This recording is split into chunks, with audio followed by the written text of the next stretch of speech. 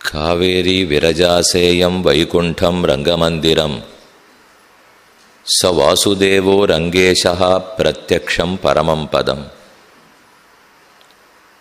ஸ்ரீரங்கம் பூலோக வைகுண்டம்னு கொண்டாடப்படுவது 108 திவ்ய தேசங்களுக்குள்ளே முதன்மை பெற்றது. ஆழ்வார்கள் 11 பாடப்பட்டது. விபீஷணனாலே இவ்விடத்தில் எழுந்துருள பண்ணப்பட்டு திரேதாயுகத்திலிருந்து இன்று வரை சயன திருக்கோலத்தில் பெரிய பெருமாள் ஸ்ரீ ரங்கநாதன் சேவசாதிக்கும் திவ்ய க்ஷேத்திரம்.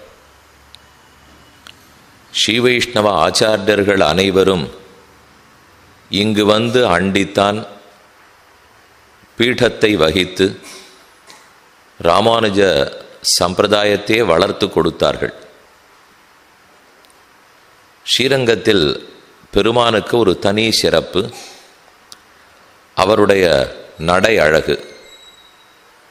அவர் புறப்பாடு கண்டருளும் போது சிங்கத்தை போலே, புலியைப் போலே, ஓர் யானையைப் போலே, சிறந்த ஏறு காளையைப் போலே, சர்ப்பத்தை போலேன்னு 5 கதிகளை நமக்குன்னு நடந்து காட்டுகிறார். ராமனின் பிரதிநிதியாகவே உற்சவமூர்த்தி நம்பெருமாள் அழகிய மணவாள பெருமாள் போற்றப்படுகிறார். கண்ணனின் பிரதிநிதியாகவே சயன திருக்கோலத்து பெரிய பெருமாள் கொண்டாடப்படுகிறார். திருப்பாணாழ்வார் கொண்டல் வண்ணனை கோவலனாய் வெண்ணையுண்டவாயன் என் உள்ளம் கவர்ந்தானை அண்டர்கோன் அணி அரங்கன் என் அமுதூனு அமலநாதிபிரான் கடைசிய சாதிக்கிறார். கோவலனாய் வெண்ண உண்ட வாயனே அரங்கன், கண்ணனே அரங்கன், ஆயன்தான் அரங்கன்கிறது ஆழ்வார்களுடைய நிரூபணம். அதேபோல உற்சவமூர்த்தி நம்பெருமாள் பெருமாள்னு சக்கரவர்த்தி திருமகனான ராமனுக்கு திருநாமம். நம் பெருமாள்னு ஸ்ரீரங்கத்து உற்சவமூர்த்திக்கு கொண்டாட்டம். பெரிய பெருமாள்னு ஸ்ரீரங்கத்து மூலவரை சொல்லுகிறோம். அப்போ ராமனே நம்பெருமாள் உற்சவர்னு வச்சுனுட்டால் இந்த உற்சவருடைய நடையழகும் அன்று ராமன் நடந்த நடையழகும் ஒரே மாதிரி தான் இருக்கும். ராமன் 6 இடத்திலே நடையழகு பயின்றார். அவரும் சிறு குழந்தை, வயது ஏறேற நடை கற்றுக்கொண்டிருப்பார். ஆனால் மற்ற குழந்தைகளைப் போல மட்டும் ராமன் நடந்துடுறதில்லை. பர்வதாதிவ நிஷ்கிரமிய சிம்ஹா கிரிகுஹாசயான்னு வால்மீகி ராமாயணத்தில் ஸ்லோகம். ஒரு பெரும் மலை குகையிலிருந்து சிங்கம் ஒன்று வெளியே புறப்பட்டால் அது என்ன தேஜஸோட என்ன ஒரு பெருமையோடு புறப்படுமோ அதை போல ராமனும் நடப்பார். ஆனை நடக்கிறாப்புல நடப்பார், புலி நடக்கிறா போலே நடப்பார் என்றெல்லாம் ராமாயணம் சொல்லுகிறது. ஸ்ரீ விஷ்ணு சஹஸ்ரநாமமும் சதுர்கதிஹி என்கிற திருநாமத்தால் 4 முறையான 4 விதமான நடைபடைத்தவர் பெருமாள் என்றும் கூறுகிறது. இது எல்லாமே ராமன் காலத்து நடை. அவர் நடந்ததை பார்த்து பார்த்து தான் தசரதன் எனக்கு வயதே குறைந்து போயிற்று என்றும் கூறினார். வாபோகு வாயின்னம் வந்தொருகால் கண்டுபோ மலராள் கூந்தல் வெய்போலும் எழில்தோழி தன்பொருட்டா விடையோந்தன் வில்லைச் செற்றாய் என்பது பெருமாள் திருமொழியில் குலசேகராழ்வாருடைய பாசுரம். அவ்வளவு நடையழகு ராமன் பெற்றான். 6 இடத்தில் கற்றான். தசரதனிடத்திலா வசிஷ்டரிடத்திலா அப்படி கற்றிருக்க வேணுமானால் அவர்களுக்கு அந்த நடையழகு இருந்திருக்க வேண்டும். தங்களுக்கு தெரிந்தால்தானே சிஷ்யனுக்கு கற்றுக் கொடுக்க. அப்போ தசரதன் நடக்க தெரிஞ்சவரா, வசிஷ்டாச்சாரியர் நடக்க தெரிஞ்சவரான்னா அவள்லாம் வாழ்க்கையில் நன்னடத்தை உடையவர்கள், அதில் குறவில்லை. ஆனால் பாதையில் ஓஹோன்னு நடந்தாளான்னு பார்த்தால் அப்படி எங்கேயும் எழுதி வைக்கப்படலை. அப்போ ராமன் 6 இடத்துல தான் கற்றுக்கொண்டிருக்க வேண்டும். தான் எந்த தெய்வத்தை ஆராதித்தானோ அந்த தெய்வத்தினுடைய நடையழகுதான் ராமனுக்கு வந்திருக்க வேண்டும். ராமன் ஆராதித்த தெய்வம் இன்று ஸ்ரீரங்கத்தில் பெரிய பெருமாளாக சயனித்து கொண்டிருக்கிறார்.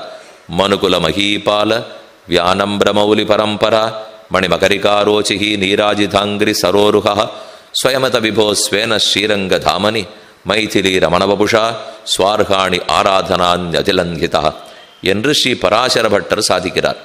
இக்ஷ்வாகு குலத்து மன்னர்கள் அனைவருக்கும் இந்த பெரிய பெருமாள் ஜெகநாதன் நாராயண பெருமாள் தான் ஆராதனைக்கு தெய்வம்.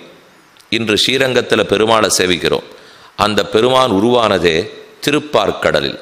ஸ்ரீரங்கத்து பிரணவாகார விமானத்தோடே சயன திருக்கோலத்தில் இருக்கும் பெருமாளுக்கு அன்றெல்லாம் நாராயணன் ஜெகநாதன் என்றுதான் திருநாமம். திருப்பார்க்கடல் உருவானார். பெரிய கருடன் அவரை தன் தோளில் தாங்கி கொண்டு போய் பிரம்மாவின் சத்தியலோகத்தில் எழுந்துருள பண்ணினார். வெகு காலத்துக்கு அவர் சத்தியலோகத்திலே இருந்தார்.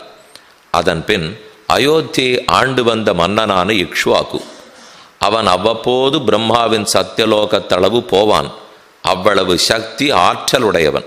கீழ்லோகம் பூலோகத்திலிருந்து சத்தியலோகத்துக்கு போய் பிரமனை வணங்கி ஒரு முறை கேட்கிறான், உம்ம ஊரில் ஆச்சரியமா இந்த பெருமாள் எழுந்துள்ளிருக்காரே, இங்கிருக்கிறவாளுக்கு அனுகிரகிக்கிறத விட பூலோகத்தில் இருக்கிறவர்களுக்கு தானே நிரம்ப அனுகிரகம் தேவை.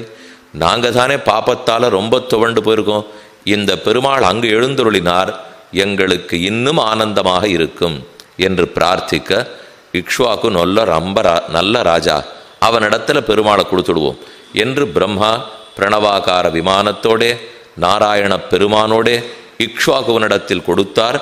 இக்ஷ்வாகு தான் ராமன் முதலான அனைவருக்கும் மூத்த ராஜா. இவா எல்லாருமே சூரிய குலத்திலே அவதரித்தவர்கள். சூரியனுடைய மகன் மனு, மனுவனுடைய பிள்ளை இக்ஷ்வாகு. விவஸ்வான் மனவே பிராக மனு இக்ஷ்வாகவே பிரவீத்னு பகவத்கீதை 4வது அத்தியாயத்தினுடைய தொடக்கம். இக்ஷ்வாகு பெற்று கீழே கொண்டு வந்து சரையூ நதி கரையில் அயோத்தியா பட்டணத்தில் எழுந்துருள பண்ணினார். அயோத்தியாங்கிறதே ஸ்ரீவைகுண்டத்துக்கு தான் முதல்ல அந்த பேர். அயோத்தியா அபராஜிதா, ஜெயிக்கப்படாத ஊர், தகர்க்கப்படாத ஊர். அந்த ஊர் பேரிலே யாரும் ஆக்கிரமணமே பண்ண முடியாது, அவ்வளவு சிறப்பு வாய்ந்த ஊர். அந்த ஊர் அயோத்தியில் வெகு காலத்துக்கு பெருமாள் எழுந்துருளியிருந்தார். இக்ஷ்வாக்கு கொண்டு சமர்ப்பிச்சார். அன்னிலிருந்து ராமனுடைய காலம் வரை இந்த பெருமான் அங்கேயே தான் எழுந்துருளியிருந்தார். ராமன் யுத்தமெல்லாம் முடித்தார். விபீஷணனுக்கு பட்டாபிஷேகம் பண்ணிவிட்டார். எல்லா ராஜாக்களும் விடை பெற்று கொண்டு ராம பட்டாபிஷேகத்துக்கு அப்புறம் புறப்பட்டு அவா ஊருக்கு போறார். சுக்ரீவன் புறப்பட்டு போகிறார், விபீஷணன் புறப்பட்டு போறார். அப்ப ராமன் யோசித்தவர், இவனுக்கு சிறந்த பரிசு கொடுக்க வேண்டும். விபீஷணன் இல்லாவிடில் சரணாகதி சாஸ்திரமே புரிந்திருக்காது. விபீஷணன் இல்லைன்னால் ராவணனை ஜெயித்திருக்கவும் முடியாது. அவனுக்கு என்ன பரிசு கொடுக்கலாம்? தங்கிட்ட இருக்கிறதுலேயே சிறப்பானதை கொடுக்கணும். அவர்கிட்ட இருக்கிறதுலே சிறப்பெது? எந்த ஒரு மனிதனுக்கும் எல்லாவற்றை விட உயிரை போன்றது கோயிலாழ்வார். அவன் ஆராதிக்கும் பூசிக்கும் கோயில். அவர் எந்த பெருமாளை வீட்டில் எழுந்துருள பண்ணிட்டு இருக்காரோ அவர் தானே எல்லாரை விட விருப்பமானவராக இருக்கணும். மற்ற பொருள்லாம் சம்பாதிச்சுடலாம், பெருமான் திரும்ப வருவரா? அவரைத்தான் ஜாகிரதையாக பாதுகாக்கணும். ஆனால் ராமனுக்கு அந்த பெருமானை எழுந்துருள பண்ணி விபீஷணனிடத்தில் கொடுப்போம். அவன் லங்கைக்கு அழைச்சின்னு போட்டோம். லங்கை ரொம்ப தூரம் கஷ்டப்பட்டிருக்கு. இனிமே தான் விபீஷணன் அதை ஆளப்போகிறான். இந்த பெருமாள் அங்கே போய் இருந்து ராஜ்யத்தை ஆளட்டும் என்று திருவுள்ளத்தில் கொண்டு ராமனே பிரணவாகார விமானத்தோட நாராயண பெருமானை விபீஷணனுக்கு எழுந்துருள பண்ணி கொடுத்தார். ஆகாச மார்க்கத்தில் புஷ்பக விமானத்தில் எழுந்துருள பண்ணி கொண்டு விபீஷணன் திரும்ப பறந்து கொண்டிருக்கிறான். பிரம்மாவின் சத்தியலோகத்தில் இந்த பெருமாள் இருந்த நாளிலிருந்தே பங்குனி மாசம்தான் பிரம்மோத்சவம். ஆதி பிரம்மோத்சவம்னு கூறுகிறோம். அது பங்குனி மாதத்து உற்சவம். அதே உற்சவத்தை ராமனு நடத்தின்னு வந்தார். அதே உற்சவத்தை விபீஷணனுக்கு நடத்த சொல்லி பெருமாளை கையில் ஒப்படைச்சுட்டார். ஆகாசத்தில் புஷ்பகம் பறந்துருக்கு. இனி போகிற அளவுக்கு நேரம் இல்லை, பங்குனி பிரம்மோத்சவத்துக்கு காலமாகிவிட்டது அப்படின்னு ஒரு பக்கம் எப்படி சீக்கிரமாக லங்கைக்கு போயிடுவோமா, நேரம் இல்லையே, இல்லை வழியில் உற்சவம் பண்ணணுமா ஏதுன்னு யோசிச்சுட்டு இருக்கான். அதே சமயத்தில் ஆகாயத்தில் பெரிய பெருமாள் இவனோட போயிட்டு இருந்தாரோ இல்லையோ, அவர் கீழே என்னெல்லாம் இருக்குன்னு பார்த்துட்டு போனார். இவ்விடம் வந்தது. வடதிருக்காவேரியும் தென்திருக்காவேரியும் மாலையாக ஓடக்கூடிய ஸ்ரீரங்க க்ஷேத்திரம் காவேரி விரஜாசேயம், அந்த விரஜ நதியே இங்கு காவிரியாக ஓடுகிறதோ, பாயுநீர் அரங்கம் தன்னுள் பாம்பனை பள்ளி கொண்ட எம்பெருமான். ஆச்சரியமா 2 பக்கமும் நிலவாய்ப்பு இருக்கு, நீர் வாய்ப்பு இருக்கு, சோலைகள்லாம் நன்னா இருக்கு. இது நாம தங்கறதுக்கு நல்ல இடமா இருக்கும் போல் இருக்கே அப்படின்னு பறந்துட்டு இருக்கிற நாராயண பெருமாள் நினைத்தார். இந்த இடம் நன்னா இருக்கு, ஆனா விபீஷணனோட நம்ம லங்கைக்கு போய் ஆகணும், என்ன செய்யலாம்னு யோசித்தார். உற்சவத்தை முதல்ல இங்க கண்டருளி கொள்ளுவோம், பங்குனி உற்சவம் வந்திருக்கே, அதை முதல்ல இங்கே நடத்திப்போங்கிறதுக்காக பெருமானுக்கு இங்கே இறங்கணுங்கிற ஆசை. இதுவரை அந்த ஊர் வண்டினம் உரலும் சோலை, மயிலினம் ஆளும் சோலை, கொண்டல் மீதனவும் சோலை, குயிலினம் கூவும் சோலை, மயிலம் ஆடும் சோலை, மயில்கள் ஆடுற ஊர், குயில்கள் கூவுற ஊர், வண்டின முரலும் சோலை, மயிலினம் ஆளும் சோலை, கொண்டல் மீதனவும் சோலை, ஆகாசத்திலே மேகக்கூட்டங்கள் அணவும் சோலை. இவ்வளவு ஆச்சரியமான ஊர், இது நன்னாருக்கு தங்கணம்னு பெருமானுக்கு எண்ணம். விபீஷணனுக்கும் இங்கிருந்து உற்சவத்தை பண்ணிட்டு போயிடலான்னு எண்ணம். புஷ்க விமானம் பூமியில் இறங்கி 2 காவிரிகளுக்கு நடுவில் சேஷ பீடம் காத்திருந்தது. ஆதிசேஷனுடைய பீடம் காத்திருக்க பெரிய பெருமாள் அந்த பீட்டத்தில் விபீஷணன் எழுந்துருள பண்ணினான்.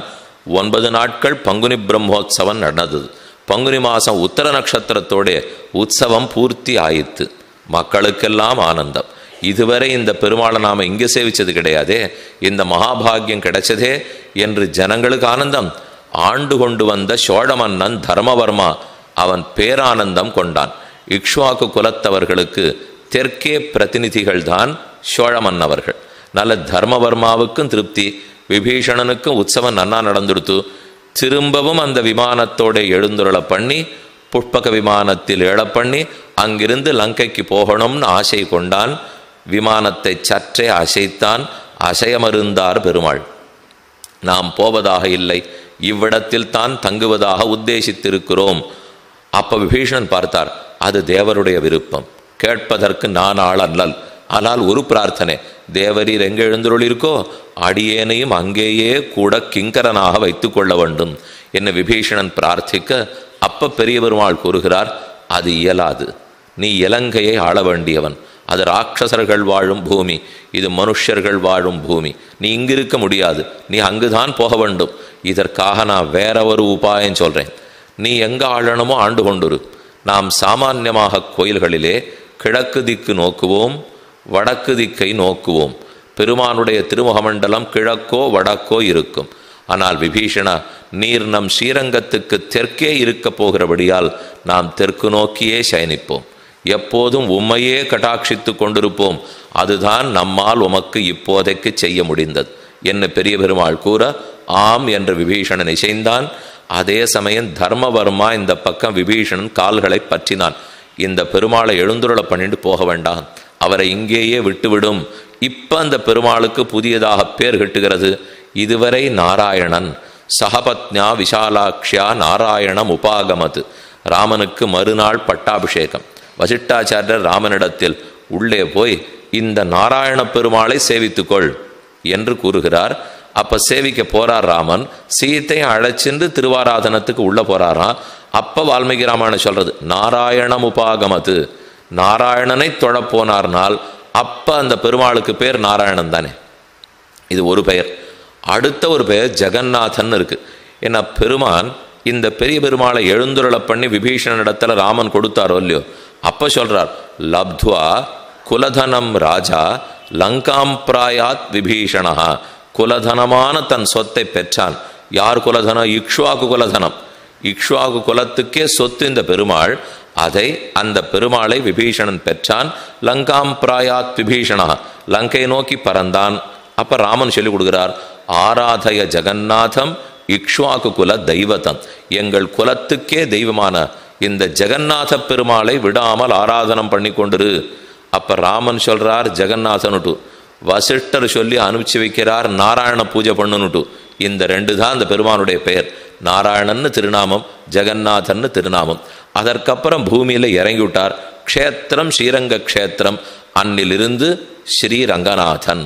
என்னைக்கு கீழே இறங்கி பள்ளி கொண்டாரோ ரங்கத்துக்கு நாதன், ரங்கத்துக்கு பிரபு, ரங்கத்துக்கு சந்திரன், ரங்க சந்திரமாகான்னு சொல்லுவார்கள். ரங்கேந்துன்னு சொல்லுகிறோம், ரங்கநாதன்னு சொல்கிறோம், ரங்கராஜன்னு சொல்கிறோம், ரங்கப்பிரபுன்னு சொல்லுகிறோம். இதெல்லாம் பெருமானுக்கே உண்டான வைபவம். அந்த நம்பெருமாள் ரொம்ப ஆச்சரியமாக நடையழகு போடுகிறார். அவருக்கு சிம்ஹகதி உண்டு, வியாகரகதி உண்டு, கஜகதி உண்டு, அதே ரிஷபகதி உண்டு, சர்ப்பகதி உண்டு. 5 கதிகளோட பெருமான் இன்னைக்கு எழுந்துள்ளார். இன்னைக்கு ஸ்ரீரங்கத்துக்கு போனாலும் நம்பெருமாளுடைய நடையழகை நாம் ரொம்ப நன்னா சேவிக்கலாம். இந்த பெருமானத்தானே ராமன் திருவாராதனம் பண்ணியிருக்கார். அப்போ யாரை ஆராதித்தானோ அந்த இறைவனின் அனுகிரகத்தால் ராமன் நடக்க பழகியிருக்க மாட்டாரா? அந்த பெருமாள் ரொம்ப நாளாக நடக்கிறார். அதை பார்த்து தான் ராமனே நடக்க கற்றுக்கொண்டிருக்கிறார். அந்த ராமன் அன்று நடந்தார். இந்த சக்கரவர்த்தி திருமகனின் பிரதிநிதியான நம்பெருமாள் இன்றும் நம்மிடையே நடந்து கொண்டிருக்கிறார். பேசும் தெய்வமாய், நடக்கும் தெய்வமாய் இன்னைக்கு நம்பெருமாள் ஸ்ரீரங்கத்தில் இருக்கார். இதை சேவித்த ஆண்டாள் என்ன, ஸ்ரீரங்கத்து பெருமாள் தான் ஆண்டாளை திருக்கல்யாணம் பண்ணிண்டதே. அந்த பெருமானோடு தான் குடும்பமே கொடுத்தனமே. அப்போ அந்த பெருமானுடைய நடையழக ஆண்டாள் நன்னா ரசிச்சிருக்க மாட்டாளோ? அந்த ரசனை அத்தனை மனசில் தேங்கி இருக்க, இதெல்லாம் ராகவ சிம்ஹத்திடத்தே கண்டோம். அன்று ரகுகுல திலகன் ராமன் நடந்தான். இந்த பெருமாளை திருவாராதனம் பண்ணினபடியால தான் நடந்திருக்கான். அது ஒரு பக்கம் ராகவ சிம்ஹம். அந்த ராகவ சிம்ஹத்துக்கு பிரதிநிதி யார்? இந்த பெரிய பெருமாள் யாருக்கு பிரதிநிதி? உற்சவர்னு பார்த்தா ராமனுக்கு பிரதிநிதி, ஆனால் மூலவர்னு பார்த்தா கண்ணனுக்கு பிரதிநிதி. ஒரு பக்கம் ராமனுடைய அனுபவத்திலே ஆண்டாள் உள்ளத்திலே சேர்ந்து கிடக்கிறது. மனத்துக்கினியான் மனத்துக்கினியான்னு பாடிக்கொண்டிருக்கிறாள். சினத்தினால் தென்னிலங்கை கோமானை செத்த மனத்துக்கினியான்னு பாடுகிறாள். அதே சமயத்தில் ஆசைப்படுறதெல்லாம் கண்ணனைத்தானே. அந்த கண்ணன் தானே இங்கு பெரிய பெருமாளாக சயனித்து கொண்டிருக்கிறார். அப்போ கண்ணனே பெரிய பெருமாள். ராமன் நடந்ததுன்னு சொல்கிறோம், நம்பெருமாள் நடந்ததுன்னு சொல்கிறோம். அப்போ கண்ணன் நடையழகையன்னா நம்ம சேவிக்கணும். ராகவ சிம்ஹம் புரிஞ்சுது. அதே யாதவ சிம்ஹம் ரொம்ப நன்னா நடப்பரே. எங்கு நடந்திருப்பார்? பாண்டவ தூதனாக நடந்தது கேள்விப்பட்டிருக்கிறோம். யுத்த பூமியில் பீஷ்மாச்சாரியர் அர்ஜுனனை அடிக்க இனி ஓர் அம்பு பட்டால் இறந்தே போவான் அன்கிற நிலையில கண்ணனுக்கு கோபம் வந்து தன் உயர்ந்த தேரிலிருந்து ஷடக்கென கீழே குதித்து அதிவேகமா சக்கரத்தை கையில் எடுத்துன்னு பீஷ்மரை கொல்றதுக்கு ஓடினாரோ இல்லையோ, அது நடந்தது தான். அப்ப பாண்டவ தூதனா நடந்த ஏற்றம், தேரோட்டியாக இருந்து இறங்கி ஓடி நடந்து காட்டின ஏற்றம், இந்த நடையழகையெல்லாம் ரொம்ப ஆனந்தமா நம்ம கண்ணனிடத்திலே பார்த்திருக்க வேண்டும். ஆனால் நாம் துவாபர யுகத்தில் பிறந்திருந்தால் அன்று ராமன் நடையழக சேவித்திருக்கலாம். திரேதா யுகத்தில் பிறந்திருந்தார். கண்ணன் நடையழக சேவித்திருக்கலாம். துவாபர யுகத்தில் பிறந்திருந்தால் நாமோ 2 யுகங்களிலும் பிறக்கவில்லை. இன்று கலியுகத்தில் தான் இருக்கிறோம்.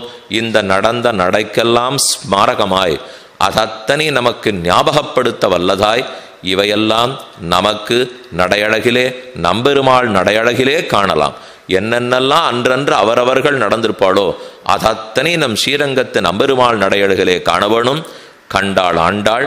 அந்த காட்சி அத்தனும் கண்களிலும் உள்ளத்திலும் நிரம்பி இருக்க, அதே போல கண்ணானி நடந்து காட்ட வேணுமென்னு மாறி மலமுழஞ்சில் மன்னி கிடந்துறங்கும் சீரிய சிங்கம் அறிவுத்து தீவிழித்து வேறு மயிர் பொங்க எப்பாடும் பேருந்துதறி மூரினிமிருந்து முழங்கி புறப்பட்டு போதருமா போலே நீ பூவை பூவண்ணா உன் கோயில் நின்னிங்கரே போத்தருளி கோப்புடைய சீரிய சிங்காதனத்திருந்து யாம் வந்தஹாரிய மாறாய்ந்தருள் ஏலோர் எம்பாவாய்.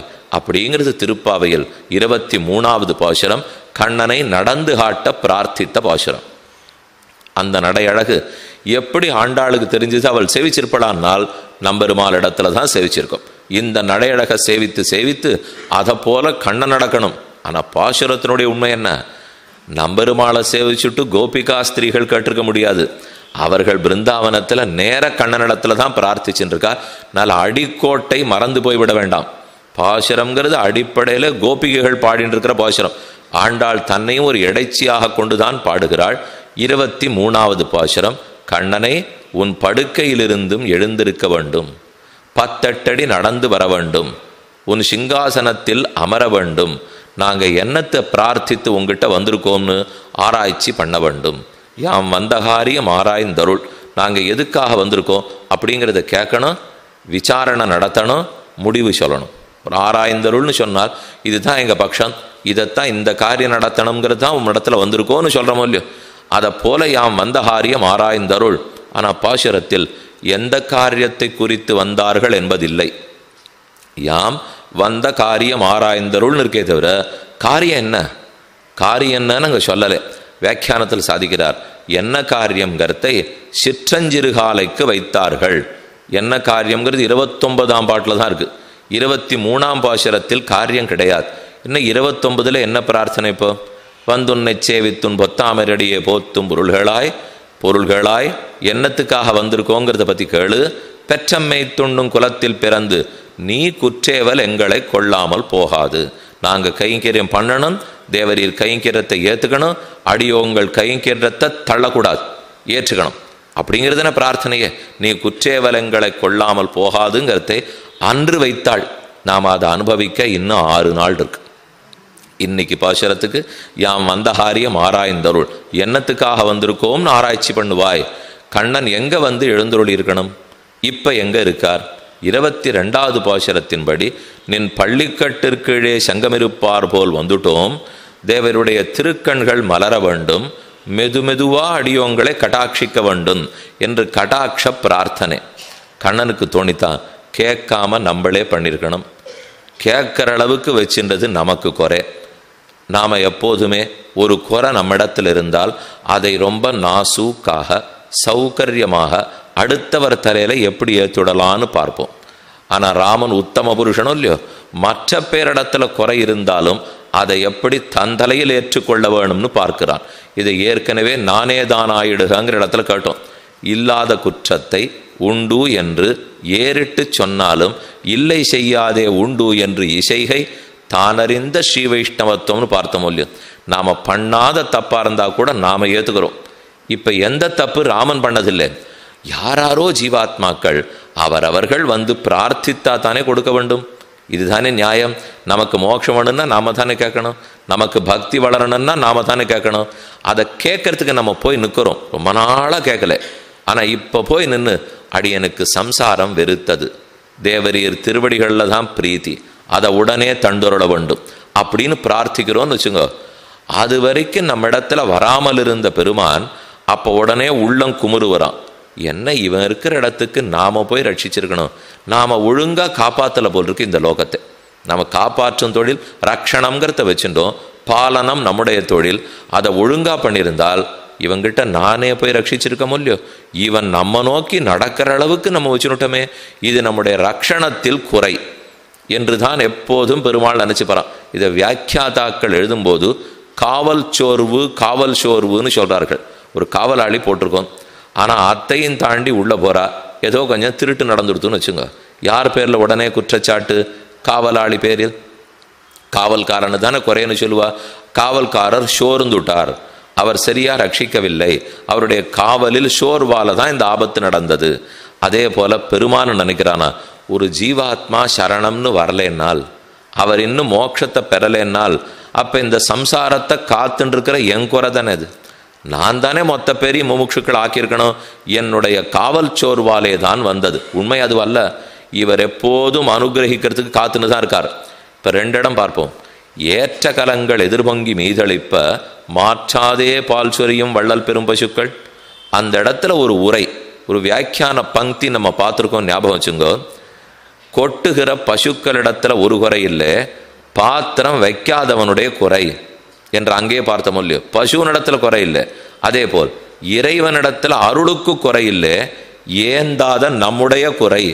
நாம போய் வாங்கிக்கலே, அர்த்தியாதார் பக்கல் குறையே தவிர கொடுக்கவரன் பக்கல் குறை இல்லைங்கிறத அங்கேயே பார்த்துருக்கோம். இது ஒரு பக்கம். ஆனால் இங்கே ராமன் இப்போ என்ன சொல்லிக்கிறார், கண்ணன் என்ன சொல்லிக்கிறார்னா, குறை எம்பேர்லே கேட்கறவா கேட்டுன்னு தானே இருந்தா, நான் தானே கொடுக்காத போயிட்டேன். இப்போ அது உண்மை பாசுரமா, இது உண்மை பாசுரமா? இது என்ன கேட்டுக்க வராதவாளுடைய குறையா இல்லை கொடுக்காதவனுடைய குறையானால்? உண்மை கொடுக்கிறவனிடத்துல குறை இல்லை, நம்மளதாக தான் குறை.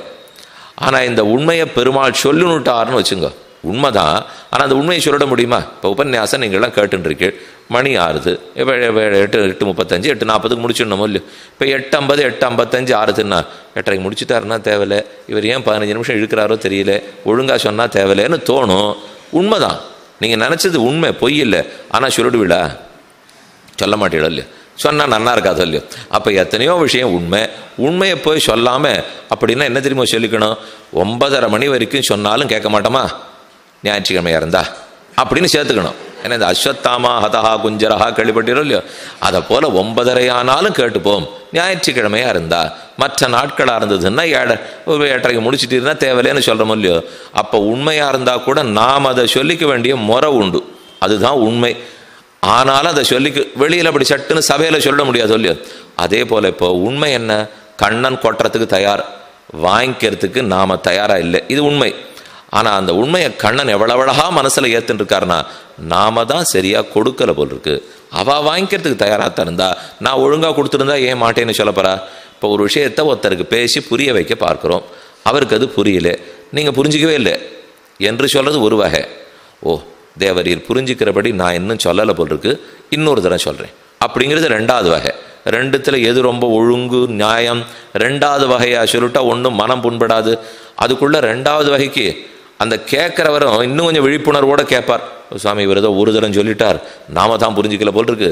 இதே இந்த முதல் தரம் கேட்டுன்றதுலையே நீ என்ன முட்டாள்தனமாக புரிஞ்சிக்காது இருக்கீன்னு ஆரம்பித்தோம், ரெண்டாம் தரத்துக்கு அவர் காதே கொடுக்க மாட்டார்.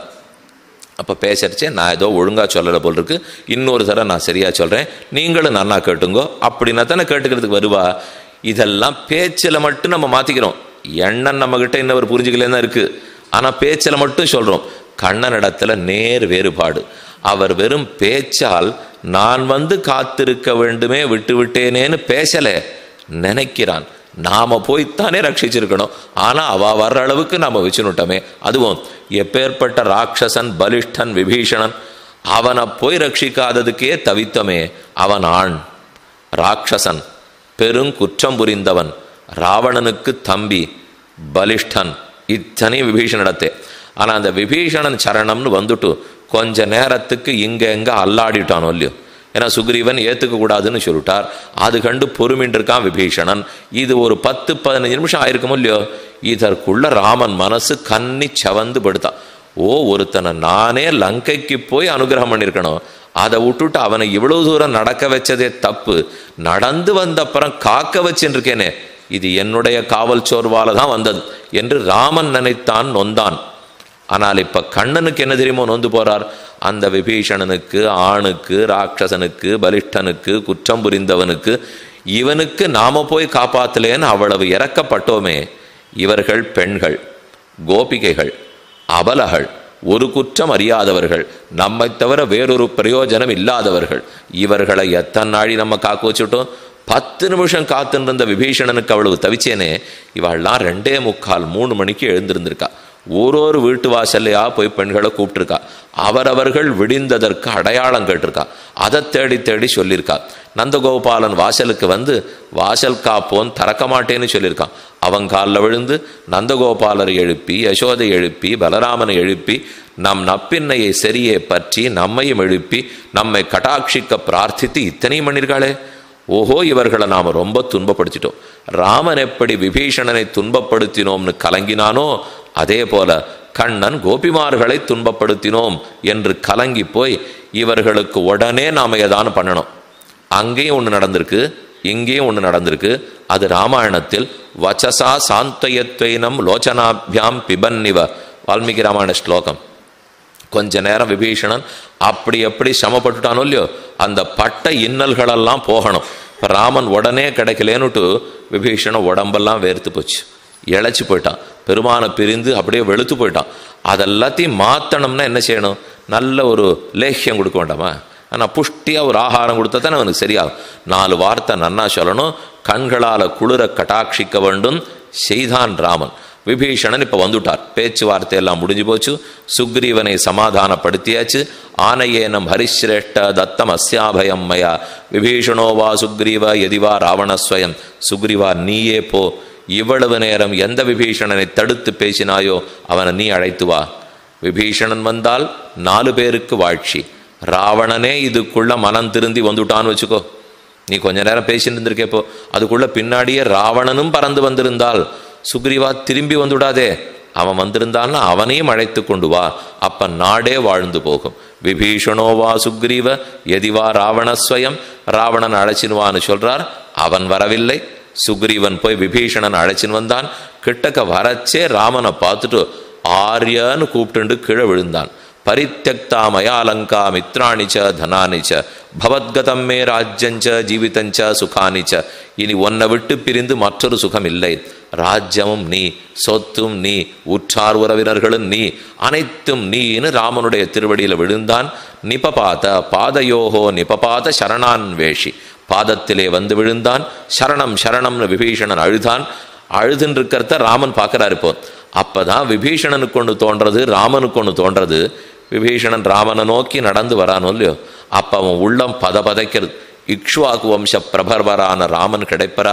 சக்கரவர்த்தி திருமனான ராமனை பெறுவோமா? குணைர் தசரதோபமாக, அனைத்து குணங்களிலும் ஓர் இடுப்பிரமாக இருக்கும் ராமன் கிடைப்பனா? அந்த வைகுந்தத்து ராமன் கீழே நமக்கு கிடைப்பரா என்றெல்லாம் நினைச்சுட்டே விபீஷணன் கிட்டக்க வரானோ இல்லையோ, அப்போ ராமன் ஒரு மாதிரி நினச்சிட்டு இருக்காராம், நம்ம பிராட்டியை பிரித்த பாவி தம்பி அவன் யான் நம்மளை விட்டு போயிட்டான்னா விபீஷணன் கிடைப்பரா? ராட்சசன் கிடைப்பரா? பாபி கிடைப்பனா? இப்படிப்பட்டவா கிடைச்சா தானே நாம் அவர்களை ரட்சிக்கோங்கிற மேன்மை வரும்.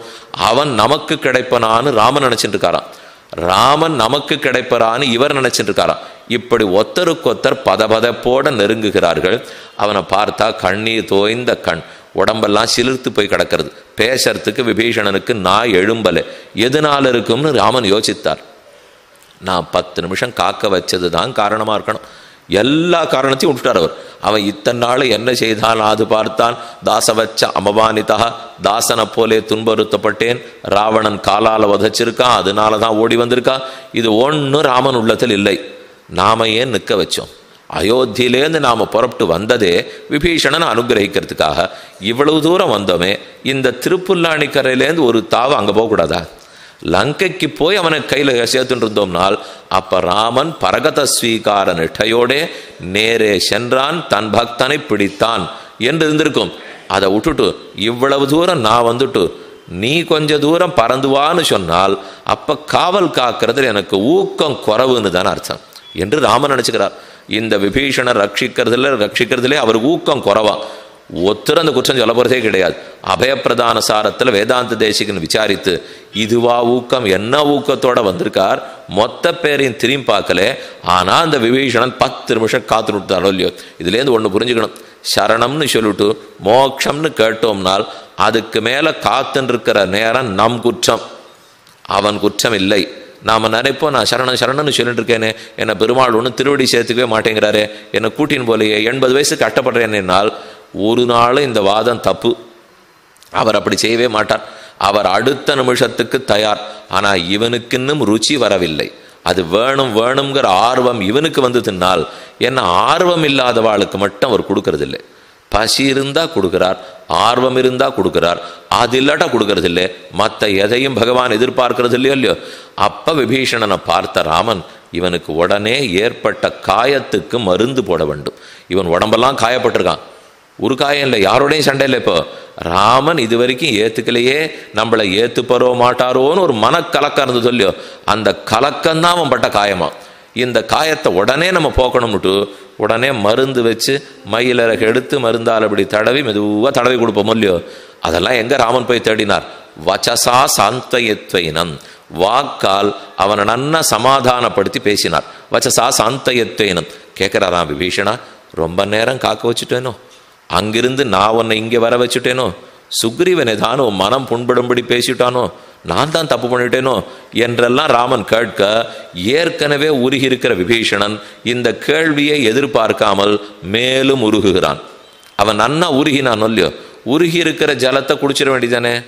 லோச்சனாபியாம் பிபன்னிவ, ராமனுடனே தன் அழகான கண்களால் எங்கள் விபீஷணனை பருகினான். வால்மீகி எழுதியிருக்கார், கண்களால் பார்த்தான் எழுதல, கண்களால் பருகினான் எழுதியிருக்கார். லோச்சனாபியாம் பிபன்னிவ, பிபன் பிபத்தின குடிக்கிறான்னு அர்த்தம் இல்லையோ. அப்போ லோச்சனாபியாம் பிபன், எப்படி விபீஷணனா கரடு முரடா இருப்பாரு, அவர் எப்படி கண்ணால் குடிக்க முடியும்னா, அவர் தான் ராமனுடைய வார்த்தையை கேட்டு உருகி போயிருக்காரு. அப்போ உருகி இருந்தால் எடுத்து குடிச்சிட வேண்டியதானே. அதனால தான் வச்சசா சாந்தயத்வைனம் லோச்சனாபியாம் பிபன்னிவ, அன்றோட விபீஷணனை தன் திருவடிகளில் சேர்த்து கொண்டான். அதனால தான் செல்வ விபீடனருக்கு வேறாக நல்லான்னு போசுறோம், செல்வ விபீஷணன்னு பார்த்தோம். ஆக விபீஷணா வா, ஆக்யாகி ராவணானாம் ராட்சசானாம் பலாபலம், இனிமேல் நீ ராட்சசன் அல்லன், நம்மோடு சேர்ந்தாய், அரக்கர்களுடைய பலத்தையும் பலவீனத்தையும் கூறுக என்று ராமன் அவரிடத்துல பேசுறதுக்கு ஆரம்பிக்கிறார். இதெல்லாம் ராமாயணத்தில் நடந்தது. அந்த ராமாயணத்தில் விபீஷணன் பலிஷ்டன் ஆண்மகன் எத்தனையோ குற்றங்கள் புரிந்தவர். அவருக்கு ராமன் இந்த பதைத்தார் என்றால் இப்போ அதே போல இங்கே நடந்திருக்கு பாருங்க. இங்கே பெண்களெல்லாம் 6ஆம் பாட்டிலேருந்து எழுந்திருந்தது முதல் பாசுரம், எல்லாரையும் 6ஆம் பாசுரத்தில் கூப்பிட்டு அமிச்சாச்சு. 16ஆம் பாட்டிலேருந்து மேலும் மேலும் எழுப்பினாள். இது இத்தனை சம்பிரமம். ஒத்தொத்தர் வீட்டுக்கு போனால் ஒரு பேச்சு கேட்டுக்கணும் இல்லையோ. சுக்ரீவன் முதலானோர் இடத்துல விபீஷணன் பேச்சு கேட்டுண்டார். 10 பெண்கள் வீட்டிலையும் நந்தகோபாலன் வீட்டிலையும் கோபிகைகள் பேச்சு கேட்டு கொண்டார்கள். அங்கேயும் பேச்சு கேட்டுருக்கா, இங்கேயும் பேச்சு கேட்டுருக்கா. அங்கேயும் நேரமாயிருக்கு, இங்கே இன்னும் அதிக நேரமாயிருக்கு. அங்கும் விபீஷணனை சட்டுன்னு ராமன் கூட்டுக்கல, ஆறாரோ தடுத்து பேசுறா. இங்கே என்னாச்சு, இவன் எழுந்து போனால் நப்பின்ன பிராட்டி கட்டி அணைச்சு கீழே தள்ளுறா. மற்ற இருக்கிறவர்கள் பலராமன்லாம் இவர்களை எதுக்கு ரட்சிக்கணுங்கிறார். இந்த பேச்செல்லாம் கேட்டுட்டு கோபிகைகளுக்கு பதைப்பு. கண்ணன் கிடைப்பாரோ மாட்டாரோ, இப்போ தானே வாசலில் வந்திருக்கோம், கிடைச்சிருவாரா என்ன அவ பதைச்சாலோ இல்லையோ. அந்த பதைப்பு கண்ணனுக்கு பொறுக்கலை, விபீஷணன் பதைப்பு ராமனுக்கு பொறுக்கலை. அதனால என்ன சொன்னார், வச்சசா சாந்தயத்வைனம் லோச்சனாபியாம் பிபன்னிவ, வாக்கால சமாதானப்படுத்தினார், கண்களார குளிர கட்டாட்சித்தார், அவருடைய காயத்தெல்லாம் ஆத்தினார்.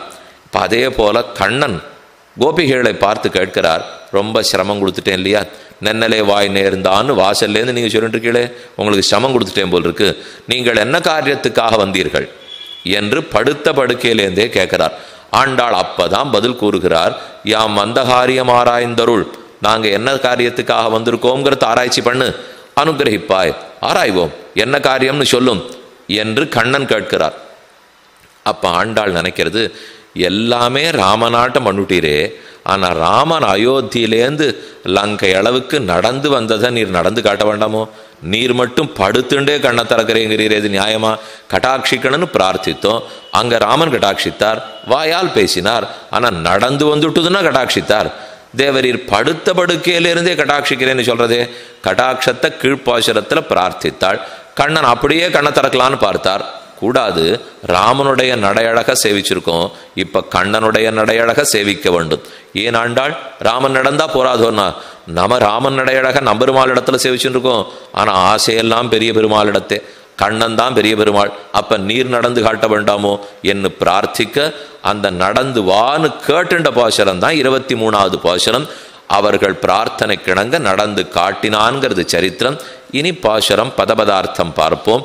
மாறி மலை முழஞ்சில் மன்னி கிடந்துறங்கும் சீரிய சிங்கம் அறிவுத்து தீவிழித்து மேறி மயிர்பொங்க எப்பாடும் பேருந்துதறி மூறி நிமிர்ந்து முழங்கி புறப்பட்டு போதருமா போலே நீ. இது வரைக்கும் ஒரே வரி. போதருமா போலே நீ கண்ணன் உன் கோயில் நின்று இங்கனே போந்தொருளி, உன்னுடைய கோயிலேருந்து புறப்படு, இங்கனே போந்தொருளி, நாங்கள் இருக்கிற இடத்துக்கு வா, கோப்புடைய சீரிய சிங்காசன திருந்து உயர்ந்த 8 கால்களோட கூட சிங்காசனத்தில் உட்காந்துக்கோ, யாம் வந்த காரியம் ஆராய்ந்தருள், நாங்கள் எதுக்காக வந்திருக்கோம்னு அப்போ ஆராய்ச்சி பண்ணு. எதற்கு வந்திருக்கிறீர்கள்னு கேட்டான், வந்து உட்காண்டு கேளு, படுக்கையிலேருந்து கேட்காதே. ஏன் படுக்கையிலேருந்தே கட்டாட்சிச்சுட்டா என்ன, நீர் சொல்கிற பெரிய பெருமாள் படுத்துட்டே தானே கட்டாட்சிச்சுட்டு இருக்கார், அப்போ நாமும் படுத்துட்டே கட்டாட்சித்தானா இல்லையா? அது படுக்கையறை வார்த்தையாக கூடாது. உயிரை காப்பாற்றணும்னு சொன்னாலோ அல்லது படுக்கை அறையிலே மனைவியின் இடத்துலையோ பொய் சொல்லலாம்ங்கிறது தர்மம். இந்த 2 இடத்துலையும் பொய் சொல்லிக்கலாம், ஆனால் அவளுக்கே தெரியும் சொல்கிறது பொய்னுட்டு, ஆனாலும் பொய்னு சொல்லிட்டு இருக்காளோ இல்லையோ. அதை போல தேவரீரும் படுக்கையிலேருந்து கட்டாட்சிச்சு கொடுத்தினால் அது பொய்யாய் போகும். எழுந்திருந்து வரணும், சிங்காசனத்தில் உட்காண்டா அப்போ பகலோலக்கம், ராஜ தர்பார் ராஜசிங்காசனத்தில் உட்கார்ந்தால் உண்மை, அப்புறம் அதை மாற்ற முடியாது இல்லையோ, கல்வெட்ட போல வார்த்தை. அதனால தேவரீர் எழுந்துருந்து வர வேணும்னு சொன்னது. இதுக்கு பெரியவாச்சன வியாக்கியானத்தில் சாதிக்கிறார், இவை அத்தனையுமே நம்பெருமாள் நடையழகிலே காணலாம். ஆண்டாள் பிரார்த்திக்கிற இத்தனை எங்கே பார்த்துக்கலாம்னால் இன்னைக்கு நம்பெருமாளுடைய நடையழகில் காணலாம். பகல் 10 முழுக்க கார்த்தால 6 மணிக்கு புறப்பட்டுடுறார், இராப்பத்து முழுக்க பகல் 11 மணிக்கு புறப்படுகிறார், அதுக்கப்புறம் திரும்ப பகல் 10 முழுக்க 6 மணிக்கு உள்ளே எழுந்துள்ளுகிறார், ராப்பத்து முழுக்க ராத்திரி 9:30 மணிக்கு உள்ளே எழுந்துகிறாள்.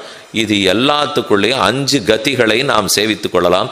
இந்த கதியெல்லாம் ராமனுக்கு கற்றுக் கொடுத்தது தான் இந்த பாசுரத்தில் ஆண்டாள் பிரார்த்திக்கிறது.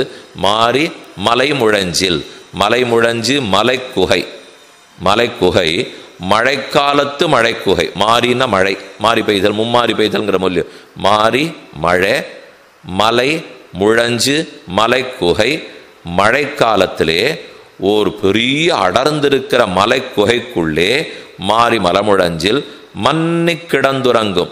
ஆண் சிங்கம் பெண் சிங்கம் ரெண்டும் ஒன்னேவோ ரெண்டு இல்லையோ அப்படிங்கிற அளவுக்கு அணைச்சின்னு கிடக்கிறதாம். மன்னி கிடந்து உறங்கும். நன்னா வயறு நெஞ்சு அப்படி மேலே போயிட்டு வர அளவுக்கு மூச்சை விட்டுன்னு தூங்கிட்டு இருக்கு. மன்னி கிடந்து உறங்கும். சீரிய சிங்கம்.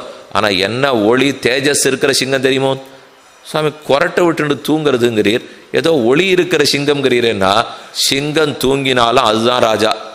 அது நிமிர்ந்துட்டு இருக்கணுமா எங்கேயாரும் போகணுமா? இப்போ அது தூங்கிட்டே இருந்தாலும் மற்ற மிருகம் கிட்டக்க வருமா? சிங்கம் சிங்கம் தான். அது இப்போ வனத்துக்கே ராஜா போல்லையோ. அதனால தான் சீரிய சிங்கம். அறிவுற்று, மழைக்காலம் முடிஞ்சு போயிடுத்து, அதனால சிங்கம் கண்ணை முழிக்கிறது. இப்போ சீரிய சிங்கம் அறிவுற்று தீவிழித்து. எப்பவுமே சிங்கத்துக்கு எழுந்த உடனே ஒரே கோபமாக இருக்கும். அதுக்கு ஏன்னா பசி இருக்குமோ இல்லையோ, அதனால எடுத்து தீவிழியோட எல்லாரையும் ஒரு பார்வை பார்க்கறது. தீவிழித்து. நமக்கே தூங்கி எழுந்து வந்த உடனே ஒரு கோபம் இருக்கும் தெரியுமோ, பலருக்கும் பார்த்துக்கலாம். அது என்னமோ அது கொஞ்சம் நாழி ஆகி தீர்த்தமாடி பாலுகள் எல்லாம் சாப்பிட்டா தான் சரி, கொஞ்சம் தேவையில்லை அப்படின்னு ஆகும். அதை போலத்தான் இப்போ. அதுக்கு நம்மளாம் சிங்கம்னு அர்த்தம் இல்லை. இப்போ சீரிய சிங்கம் அறிவுத்து தீவிழித்து, அது அறிவுற்று எழுந்திருக்கிறது, தீவிழிக்கிறது, தீப்பொறி பறக்க பார்க்கறது. தீவிழித்து வேரி மயிர் பொங்க, ஜாச்சுச்சிதமான கந்தம், நல்ல மனத்தோட கூடியிருக்கிற தன்னுடைய பெடரி மயிர், பெடரியை சிலிர்க்கிறது. அப்படி தலையை சிலுத்துக்க முடியும், அதை போல பெடரியை சிலிர்க்கிறது. வேரி மயிர் பொங்க. எப்பாடும் பேருந்து. எப்பாடும்னா 4 திசைகளிலும். பேருந்து இப்படி நகர்த்திக்கிறது, உடம்பு இப்படி நகர்த்திக்கிறது, முன்னாடி நகர்த்திக்கிறது, பின்னாடி நடத்துக்கிறது. எப்பாடும் பேருந்து உதறி உடம்பு முழுக்க ஒரு தடவை சிலிர்த்து அங்கங்கே இருக்கிற மூட்டுகள் எல்லாத்தையும் சரிப்படுத்திக்கிறது. எப்பாடும் பேருந்து உதறி மூறி நிமிர்ந்து. முன்னங்காலை இவ்வளவு தள்ளி வச்சுக்கும், பின்னங்காலை இவ்வளவு தள்ளி வச்சுக்கும். ஒரு கூடாரமாட்டம் முதுக வளைக்கும். மேல்கொண்டு இப்படி வளைக்கும், ஒரு தடவை இப்படி வளைக்கும். 2 பக்கமும் வளைச்சதுன்னா அப்போ ஆங்காங்கு எலும்பு தூங்கி இருந்ததெல்லாம் இப்போ சரியாகி 4 கால் பாய்ச்சல்ல ஓடுறதுக்கு தயாராகிடுமோ இல்லையோ. அதுதான் மூறி நிமிர்ந்து. முழங்கி சிங்கம் இப்போ தான் கர்ஜிக்கிறது. புறப்பட்டு தன்னுடைய நீண்ட குகையிலேருந்து வெளியில் வருது. மூறி நிமிர்ந்து முழங்கி புறப்பட்டு போதருமா போலே. எப்படி சிங்கம் புறப்பட்டு நடந்து வருமோ நீ கண்ணா, நீ போதருமா போலே நீ. அது அந்த சிங்கம் உன்னைத்தான் யாதவ சிம்மமாக நாங்கள் பார்த்தோம். போதருமா போலே நீ.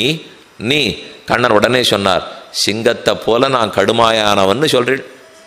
நான் ரொம்ப கடுமைன்னு தானே இப்போ சொல்ல வரீர். இப்போ ரொம்ப நன்னா இருக்கு விளக்கம். ஆனால் விளக்கத்தினுடைய உள்ளூரை பார்த்தேன், கடுமை. சிங்கத்தை போல கோச்சிப்பீர் தானே சொல்றீர்.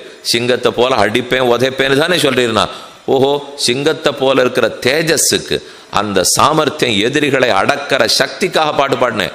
அதுக்குன்னு சிங்கத்தை போலவேன்னு சொல்லலை. இப்போ சிங்கத்தினுடைய குணம் ஒன்று இருக்கு.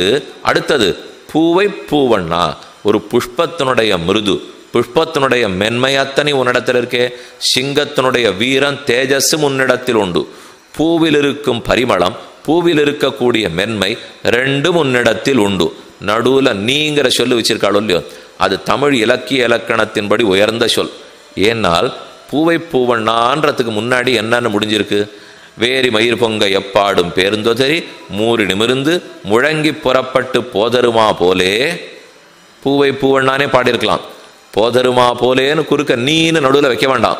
போதருமா போலே பூவை பூவண்ணான்னு சொல்லியிருந்தால் அப்போ சிங்கத்தின் சுவாவம் இருக்கிறதும் கண்ணனுக்கு தான், புஷ்பத்தினுடைய சுவாவம் இருக்கிறதும் கண்ணனுக்கு தான்.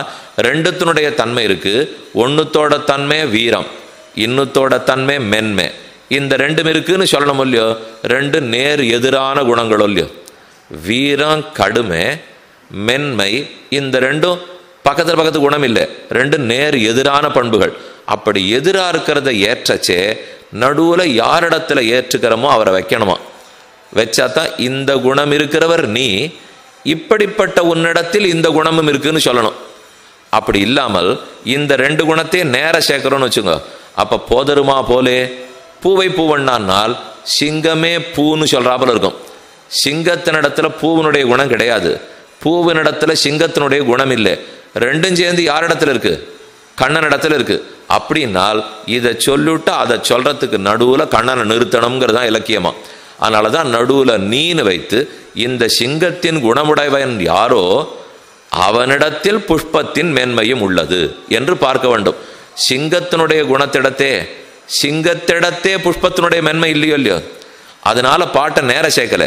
சிங்கத்தின் வீரமும் பராக்கிரமும் சௌரியமுடைய நீ உன்னிடத்தில் பூவை பூவண்ணம், அந்த புஷ்பத்தினுடைய வண்ணம் இருக்கு, புஷ்பத்தினுடைய பண்பு இருக்கிறது. நீ பூவை பூவண்ணா உன் கோயில் நின்று இங்கனே போந்தருளி. இப்படி புஷ்பஹாச சுகுமாரமான திருமேனி படைத்தவரே உன் கோயில் நின்று தேவரீருடைய கோவிலிருந்து புறப்படணும். இப்போ படுக்கையில் சயனிச்சுருக்கீர், சயன படுக்கையிலேருந்து எழுந்திருக்கணும். எழுந்திருக்கிற சேவே தேவரீருடைய அமர்ந்த திருக்கோலத்தை சேவிச்சுடுவோம். ஏன்னா நடக்கணும்னா நிற்கணும்னா படுக்கையிலேருந்து உட்காரணும். சயன திருக்கோலத்தை சேவிச்சிட்டோம், இப்போ அமர்ந்த திருக்கோலத்தை சேவிச்சுடுவோம். அமர்ந்தாச்சுன்னுட்டுனா எழுந்து நடந்து வருவீர், அப்போ எழுந்த திருக்கோலத்தையும் சேவிச்சிருவோம், நடந்ததையும் சேவிச்சிருவோம். நின்னது இருந்தது கிடந்தது மூணையும் சேவிச்சுடலாம் இல்லையா. அதனால தான் கிடந்த திருக்கோலம் அடுத்து இப்போ அமர்ந்த திருக்கோலம் நின்ன திருக்கோலம் சேவிக்க வேண்டும். உன் கோயில் நின்று இங்கனே போந்தருளி. இங்கனேனா இவர்கள் எங்கே நின்றுட்டு இருக்காளோ அங்கே, பக்தர்கள்லாம் எங்கே பெருமானை போய் சேவிக்க நிறுத்தி வச்சிருப்பாளோ அங்கே. இங்கனே போந்தருளி கோப்புடைய சீரிய சிங்காதனத்திருந்து, ரொம்ப கோப்புடைய, இது யாரையும் தனக்கு கீழே கட்டுப்படுத்தி வைக்கிற சிங்காசனமா. ராஜாவே வர வேண்டாம், சிங்காசனத்தை காமிச்சாலே கீழே எல்லாரும் விழுந்து சேவிச்சுட்டு போடுவாளாம். அதான் கோப்புடையது. ஆனால் சராச்சரங்கள் முழுக்க பிரபஞ்சம் முழுக்க ஒரு வகுப்பாக தன் கைங்கீழ வச்சிருக்கும். அவ்வளவு பெருமை படைத்ததான் கோப்புடைய சீரிய சிங்காதனத்திருந்து. சிங்காசனம்னு சொன்ன போறாதா, அது என்ன சீரிய சிங்காசனம்? இது ரொம்ப சுமார் ராஜா ஏறி உட்காண்டா கூட அவனை சக்கரவர்த்தி ஆக்கிடுமா. அதான் சிங்காசனத்துக்கு இருக்கிற பெருமை. இப்போ இந்த நாற்காலியில் நீங்கள்லாம் உட்காண்டிருக்கீங்களோ இல்லையோ, பெரிய எழுத்தாளர்கள்லாம் இருப்பா, பாடகர்கள்லாம் இருப்பா. அவள் இந்த மாதிரி போட்டால் உட்கார மாட்டா. தங்க நாற்காலி என்னவோ அதை மடித்து எடுத்துன்னு வந்துடுவா. எடுத்துன்னு வந்துட்டு அதை ஒரு தோட்டத்தில் போட்டு எழுதினா தான் அவளுக்கு எழுத்தே வருங்குவா. சுவாமி நாங்கள் நாற்காலி போட்டால் உட்கார மாட்டேறானா? இல்லை, அது எழுத்தே வராட்டாலும் அந்த நாற்காலியில் உட்காண்டா எழுத வரும். அதை போல் இந்த சிங்காசனம் எப்படி தெரியுமோ, கண்ணனே உட்காரணும்னு இல்லை, நாம் போய் உட்கார்ந்தா கூட ரொம்ப நன்னா ராஜ்யத்தை ஆளுவோமா. அதனால தான் சீரிய விக்ரமாதித்தன் சிம்மாசனம்னு சொல்கிறது இல்லையா. அதில் ஏறி உட்காண்டா ஒழுங்காக பேசுவோம், இறங்கி விட்டா தான் எல்லா ஆபத்துக்கும். இந்த சிங்காசனத்தை போல சீரிய சிங்காதனத்திருந்து யாம் வந்தகாரியம் ஆராயின் தருள். அந்த சிங்காசனத்தில் அமர்ந்து நாம் வந்தகாரியம். சிங்காசனம்னு சொன்னால் தர்மாதி பீட்டம்னு சொல்லுவார்கள்.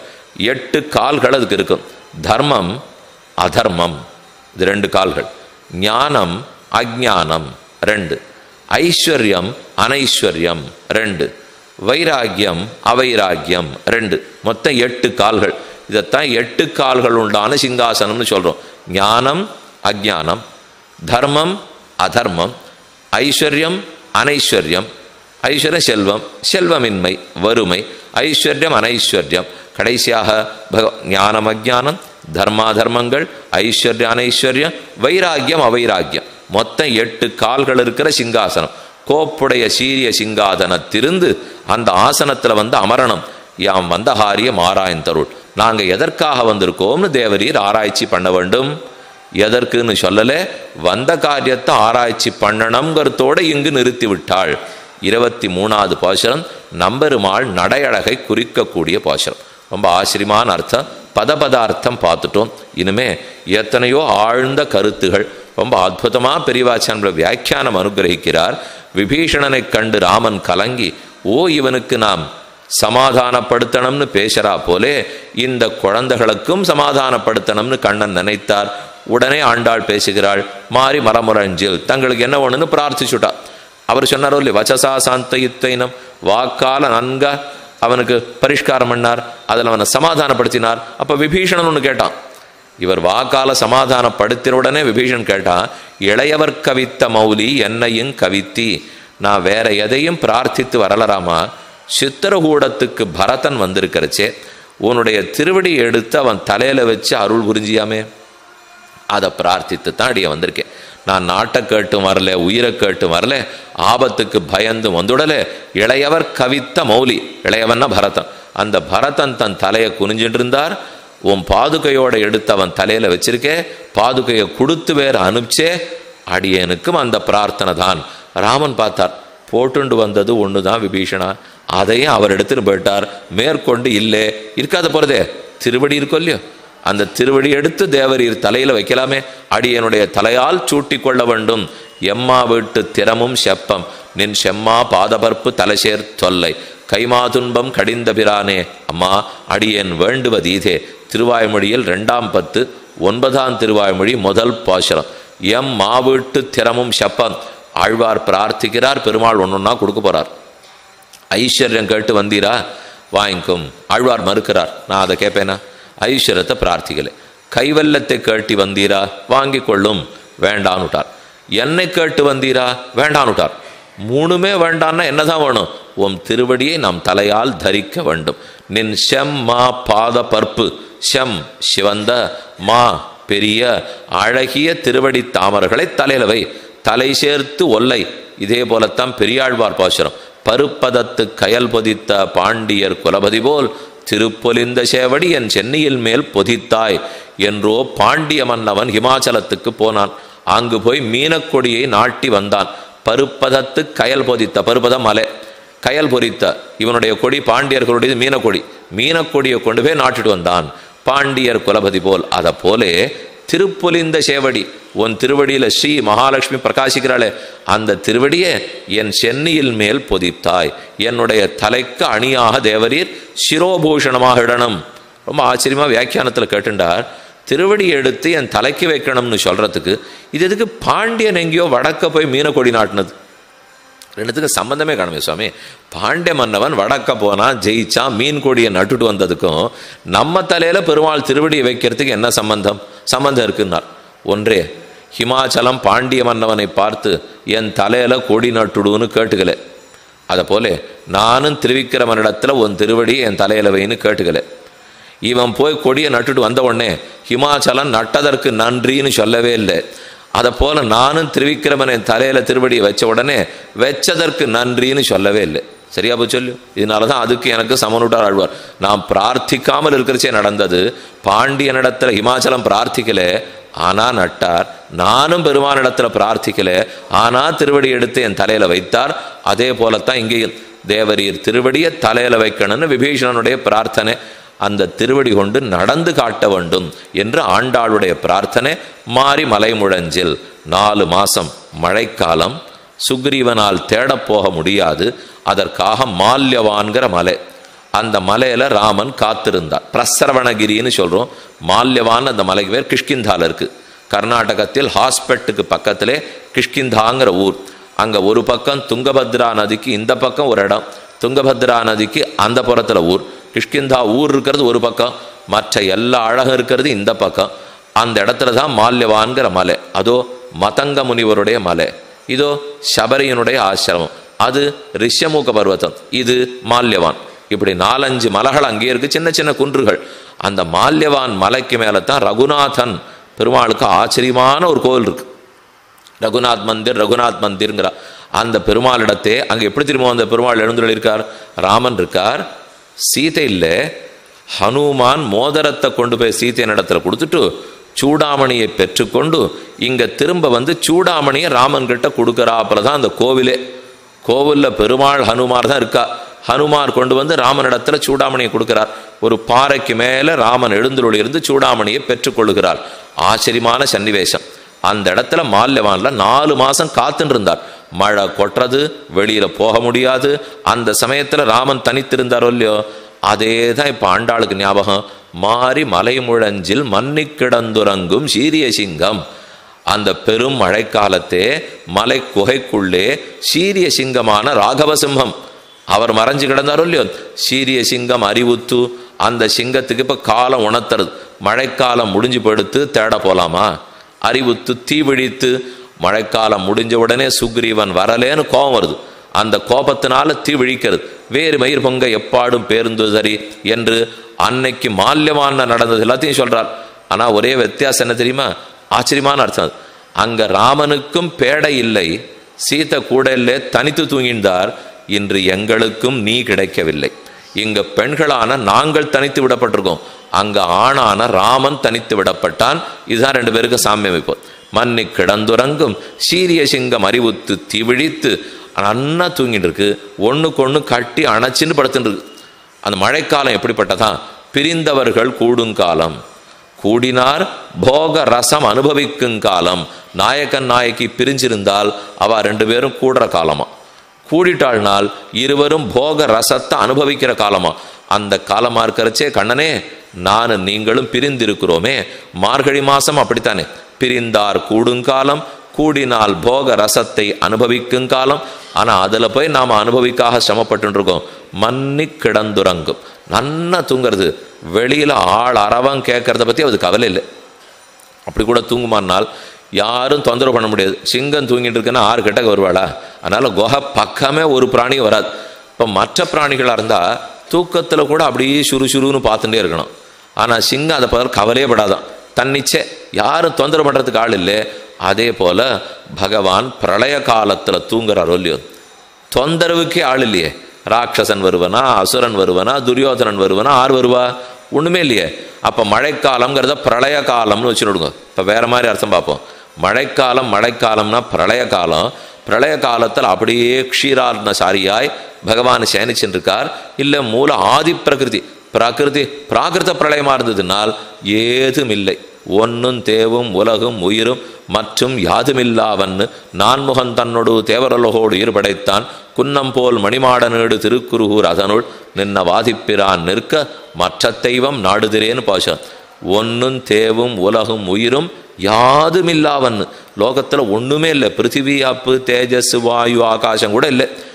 எல்லாருமே அழிஞ்சு போயிட்டா. அதுக்கு தான் பிராகிருத பிரளயம்னு பேர். அந்த காலத்தில் பிரம்மம் பிரம்மம் பிரம்மம் தனித்து அதுதான் இருக்கும். அது அப்படியே தூங்கிட்டு தியானத்தில் இருக்கும். மொத்தம் அதோட ஒட்டின்னு இருக்கும். சித்து அச்சித்துக்கள் அனைத்தும் பிரம்மத்தோட ஒட்டின்னு இருக்கு. அது அப்படியே தூங்கின்னு இருக்கு. எப்போ தெரியுமா மாற்றி சிருஷ்டிக்க ஆரம்பிக்கும்? காலம் வந்து உணர்த்தும்.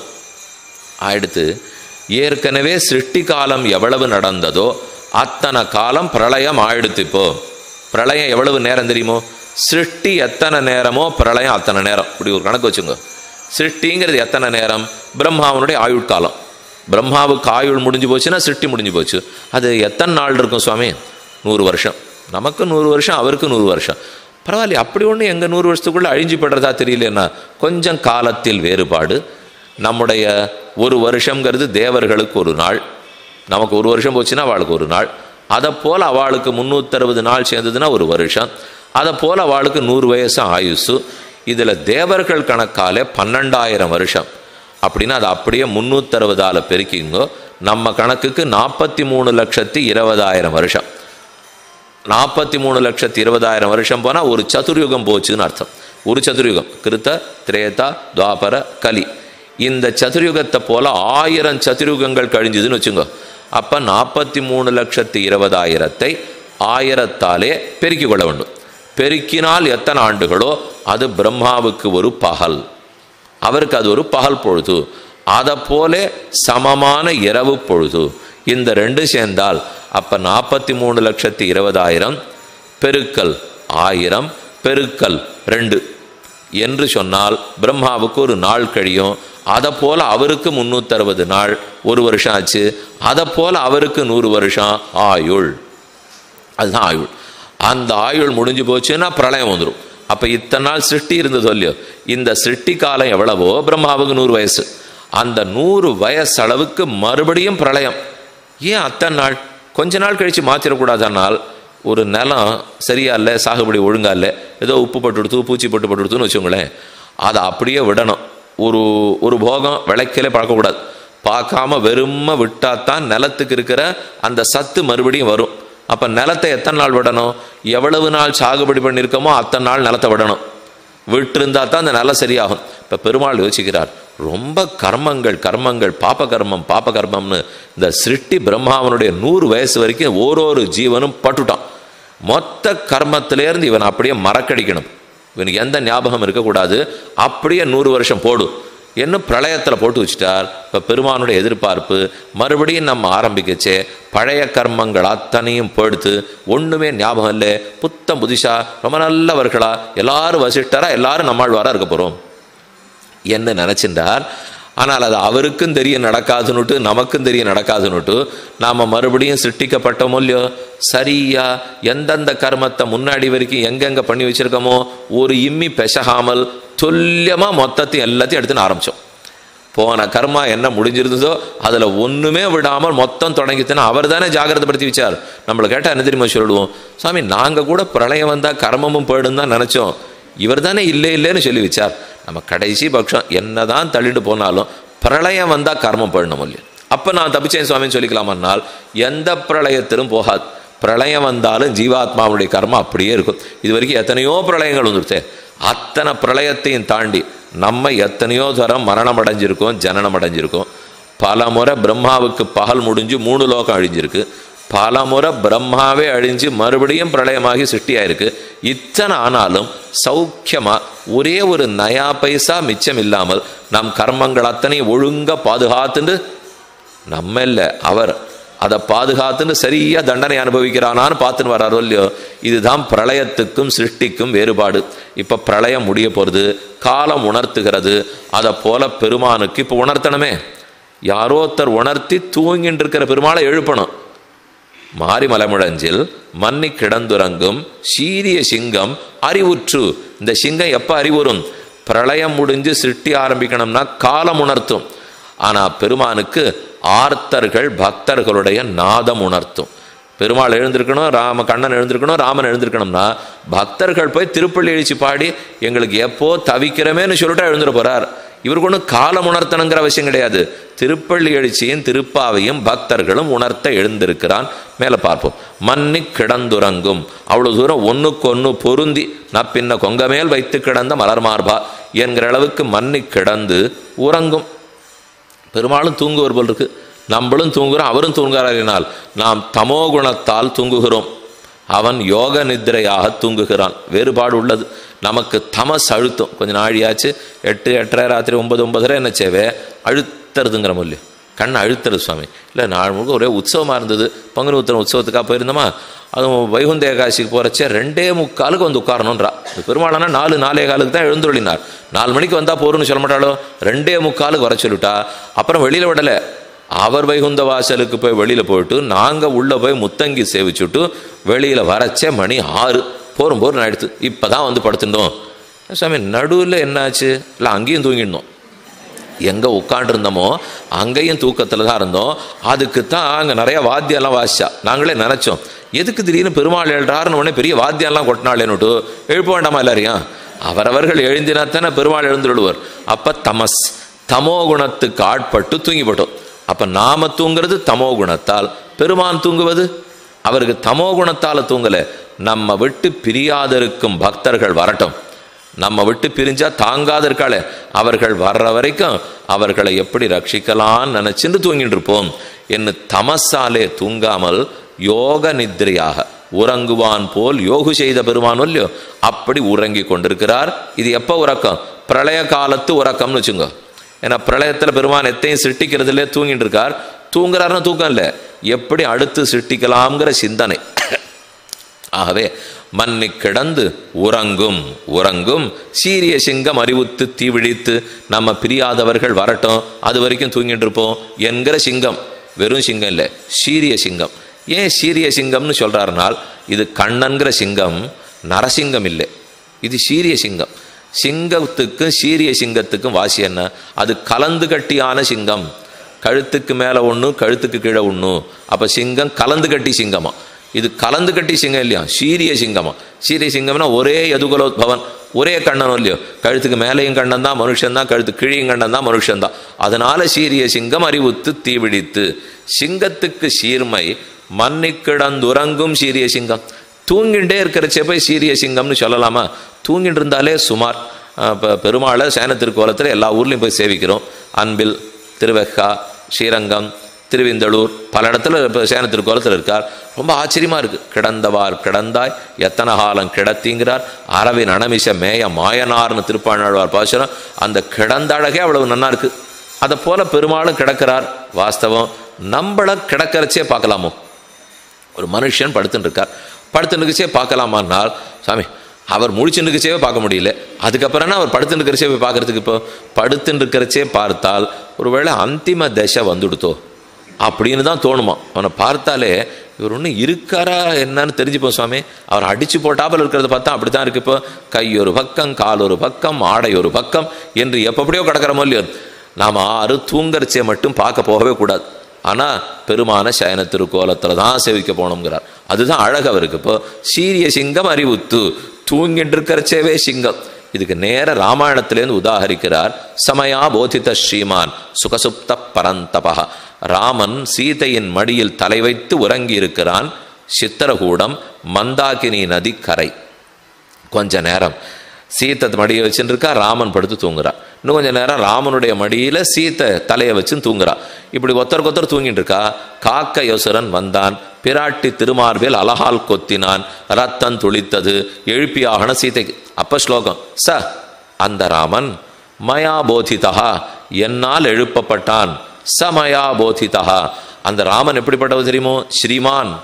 ஸ்ரீமான் ஸ்ரீமத்தை உடையவன். ஸ்ரீமான் ஸ்ரீ சம்பந்தம் உடையவன். இவதான் ஸ்ரீ. அப்ப அவரை ஸ்ரீமான்னா கூட்டு இருக்கிற சீதையே தான் ஸ்ரீ. அவரை ஸ்ரீமான்னு கூப்பிடுறாள். என்னால் இங்க சீதா சம்பந்தம் மகாலட்சுமி சம்பந்தத்தை ஸ்ரீன்னு சொல்லலையாம். பின்ன என்ன ஸ்ரீனால் தூங்குகிற ஸ்ரீ. எவ்வளவு அழகா தூங்குறார் தெரியுமோ என் நாதன். ஆக தூங்குற ஸ்ரீ. சுவாமி என்ன வீரன் தெரியுமா? வீரஸ்ரீ. என்ன பணம் வச்சிருக்காரு தெரியுமா? தனஸ்ரீ. என்ன புத்திர பிராப்தி தெரியுமா? சந்தானஸ்ரீ. என்ன கைங்கரியம் தெரியுமா? கைங்கரியஸ்ரீ. என்ன தூக்கம் தெரியுமா? நித்ராஸ்ரீ. அவ்வளவு அழகான தூக்கமா போகும். ராமன் நன்னா தூங்கிட்டு இருக்கார். சமயா போதிதா ஸ்ரீமான். அந்த ஸ்ரீமானுக்கு இருக்கிற அழகே தூக்கத்தின் அழகு. சுகசுப்தா நன்னா தூங்குறான், சுகமா தூங்குறார். சுப்தான தூங்கிட்டு இருக்கார். நான் சுகசுப்தா. ஆனா தூங்கிட்டு இருக்கிற சமயத்துல பரந்தபா. பரந்தபகான எதிரிகளை தப்பிக்க செய்பவன் அர்த்தம். எதிரிகள்லாம் தவிக்கிறா, எதிரிகள்லாம் கொதிச்சு போறா. எப்போது? இவர் தூங்கி இருக்கும்போது. இவர் தூங்கி கொண்டிருக்கும் போது எதிரிகளை கொதிக்க வைக்கும் சாமர்த்தியம் உண்டானால் அதையேதான் மன்னி கிடந்துறங்கும் சீரிய சிங்கம். அங்க சுகசுப்த பரந்தபகா, இங்க உறங்கும் சீரிய சிங்கம். இதுதான் தெங்கலையும் வடகலையும். நம்ம எத்தையோ தெங்கலையும் வடகலையும் தெங்கலையும் வடகலையும் சொல்லிட்டோம்னா ஒன்றும் முன்னேற போகிறது கிடையாது. தோருக்கு தென்கலை ஆழ்பா பாசுரத்தில் ஆண்டாள் ரொம்ப ஆச்சரியமாக சாதிச்சிருக்காள். இவன் மண்ணி கிடந்து உறங்கும் சீரிய சிங்கம். உறங்கும் போது சீர்மை. அதே சீதை சொன்னது என்ன? சுகசுப்த பரந்தபா. தூங்கிண்டே இருக்கிறச்சே எதிரிகளை தப்பிக்க செய்கிறான். அதனால் அது இதைத்தான் உபய வேதாந்தம்னு சொல்ல முடியும். ரெண்டு கலைகளும் ரொம்ப முக்கியம். வடகலை ஒன்று, அதாவது சம்ஸ்கிருத பிரமாணங்கள்னு அர்த்தம். தென்கலை முக்கியம், தமிழ் பிரமாணங்கள்னு அர்த்தம். இது ரெண்டையும் பார்த்தா எத்தனை நாழி வேணா பேசினுக்கலாம், ஒருத்தருக்கு ஒருத்தர் சண்டையே வராது. ஆனால் இதை விட்டுட்டு வேற எத்தையான வடகலை தென்கலைன்னு பேச போனால் 5 நிமிஷம் சண்டை வந்துடும். அதனால தான் வேண்டாம், பிரமாணங்களை கொண்டு பார்ப்போம். என்றைக்கும் பெருமாள் கோயில் எல்லாமே உயர்ந்தது தான். ஆனால் அந்த கோவில்ங்கிறத விட புஸ்தகம் கிரந்தம் பூர்வாச்சாரியர்கள் எழுதியிருக்கா பாருங்க, அதை சேவிக்க சேவிக்க நல்ல ஞானம் மலர்ந்துடும், ரொம்ப பரந்த நோக்கம் வந்துடும். அது ரொம்ப முக்கியம். எல்லாத குறுகிய கண்ணோட்டத்தையே விட்டுடுவோம். என்னமா எழுதியிருக்கா இதை படிச்சுன்னு இருக்கிறச்சே இன்னொருத்தர் நம்மளை வேணும்னு வம்புக்கு இழுத்தா கூட என்னை விட்டுடுங்களேன், இது ஆச்சரியமா இருக்கு, இந்த அனுபவத்தை பார்த்துக்கிறேன், நீ என்ன சண்டையோ போட்டுக்கோ, இது ஆனந்தமா இருக்கே, நீங்க சொல்றபடிக்கு மட்டும் பூர்வாச்சாரியர்கள் நினைக்கல, அது உண்மை அப்படின்னு மட்டும் சொல்லிடுவா. ஆனா என்ன பண்றது, அதை போல நிறைய பேர் பிரமாணத்தை படிச்சே எல்லாரும் கோவில் இருந்தா நல்லா இருக்கும். அது கோவில் கைங்கிறதுக்கும் பிரமாண அனுபவத்துக்கும் கொஞ்சம் தள்ளிப்படுத்து. புஸ்தகம் ஞானம் காலக்ஷேபங்கிறது ஒரு கோட்டியா போச்சு, கோவில் கைங்கரிய நிர்வாகம்ங்கிறது இன்னொரு கோட்டியா போச்சு. இந்த கோட்டிக்கு அவா கட்டம் தெரியறது இல்லை, அந்த கோட்டிக்கு இவா படிச்சது புரியறது இல்லை. அது ரெண்டும் அப்படியே, இது தனி தீவு அது தனி தீவுன்னே ஓடிட்டு இருக்கு. ஆனால் அந்த காலத்தில் அப்படி இல்லை. இது 300 வருஷத்துக்கு முன்னாடி இப்படி இல்லை. ரெண்டும் ஒன்றா இருந்தது. யார் ஏன் மடத்தில் ஆசிரமங்களில் ஆச்சார புருஷால் திருமாளிகையிலே பகவத் விஷய காலக்ஷேபம் ஸ்ரீபாஷ்ய காலக்ஷேபம் பண்ணியிருந்தா தான் தளிக பண்ண விடுவா. இது வெறும் காலக்ஷேபத்துக்கு வரதை பற்றி இல்லை. இப்போ ஒரு ஆச்சார புருஷா திருமாளிகை தளிக பண்ணணும்னு வச்சுங்க, அந்த ஸ்ரீபாஷ்ய காலக்ஷேபம் பண்ணியிருக்கியா பண்ணுன்னுவா. ஸ்ரீபாஷ்ய காலக்ஷேபம் வித்வானே பண்ணுறதில்லை. இப்போ அதுக்கப்புறம் தான் தளிகை பண்ணுறதுக்கு வரவா பண்ண போகிறாருன்னா இன்னைக்கு அதெல்லாம் ரொம்ப குறைஞ்சி போச்சு. அது குறைஞ்சதுனால என்னாச்சு, புரிதல் குறைஞ்சி போச்சு. நாம் என்ன சம்பிரதாயத்தில் இருக்கோம், இந்த சம்பிரதாயத்தின் எதிர்பார்ப்பு என்ன, இது எவ்வளவு உலகத்தையே தனக்குள்ள அணைத்து கொள்ளக்கூடிய ஒரு விஷயத்தை சுவாமி நமக்குன்னு சொல்லிட்டு போயிருக்கார். இல்லைன்னா ஜெகதாச்சாரியார் அனைத்துலகும் வாழ பிறந்தவர்னு சொல்ல போகிறோமா, அந்த பரந்த கண்ணோட்டத்தோடு சொல்லியிருக்காரோ இல்லையோ, அதை பார்க்க வேணும், புரிந்து கொள்ள வேண்டும். இந்த பிரமாணம் ஆச்சரியமாக இருக்குது. சுகசுப்த பரந்தபா, உறங்கும் சீரிய சிங்கம். சீரிய சிங்கம் அறிவுற்று, அந்த சிங்கம் மெதுவாக கண்ணை முடிச்சு பார்க்குறது. இது வெறும் நரசிங்கம் மட்டும் இல்லை, இது சீரிய சிங்கம், சிற்றாயர் சிங்கம். ஆயர் சிங்கமும் இல்லை, பெருமாள் ஆய்குலத்து சிங்கம், சிற்றாயர் சிங்கம். அதுவும் இது இளவரசி சிங்கமா. பெரிய சிங்கம் நந்தகோபாலன், இது இளவரசி சிங்கம். பெரிய சிங்கமாக இருந்தால் கூட கொஞ்சம் மெதுவாக தான் எழுந்திருக்கும், கொஞ்சம் சமாளிச்சுக்கலாம். இன்றைக்கி இந்த முதலாளிகிட்ட வேலை பார்த்துட்டு இருப்போம், அதுக்கப்புறம் அவர் காலம் முடிஞ்சு போய் அவர் ஓய்வு எடுத்துனுட்டு மெதுவாக பிள்ளைய உள்ளே புகுத்திடுவார். இந்த வயசானவாழ்லார் இப்போ அந்த பிள்ளைகிட்ட வேலை பார்க்க ஆரம்பிக்கணும். அப்போ தான் முதல் வம்பே வெடிக்கும். ஏன்னா அவருக்கும் இவருக்கும் ஒன்று ஒத்தே போகாது. அவர் சொல்கிறதெல்லாம் வேறு, அப்படி இப்படி கொஞ்சம் ஒத்துப்பார். எனக்கு எதோ நீ வீட்டுக்கு முடியலன்னா போய்ட்டு வாப்பா, 2 நாள் கழிச்சு வான்னு அமுச்சு வைப்பார். ஏதோ அவரும் சின்ன வயசுலேருந்து நாமும் சின்ன வயசுலேருந்து பழகி இருக்க இல்லையோ. ஆனால் இவர் அதெல்லாம் இல்லை.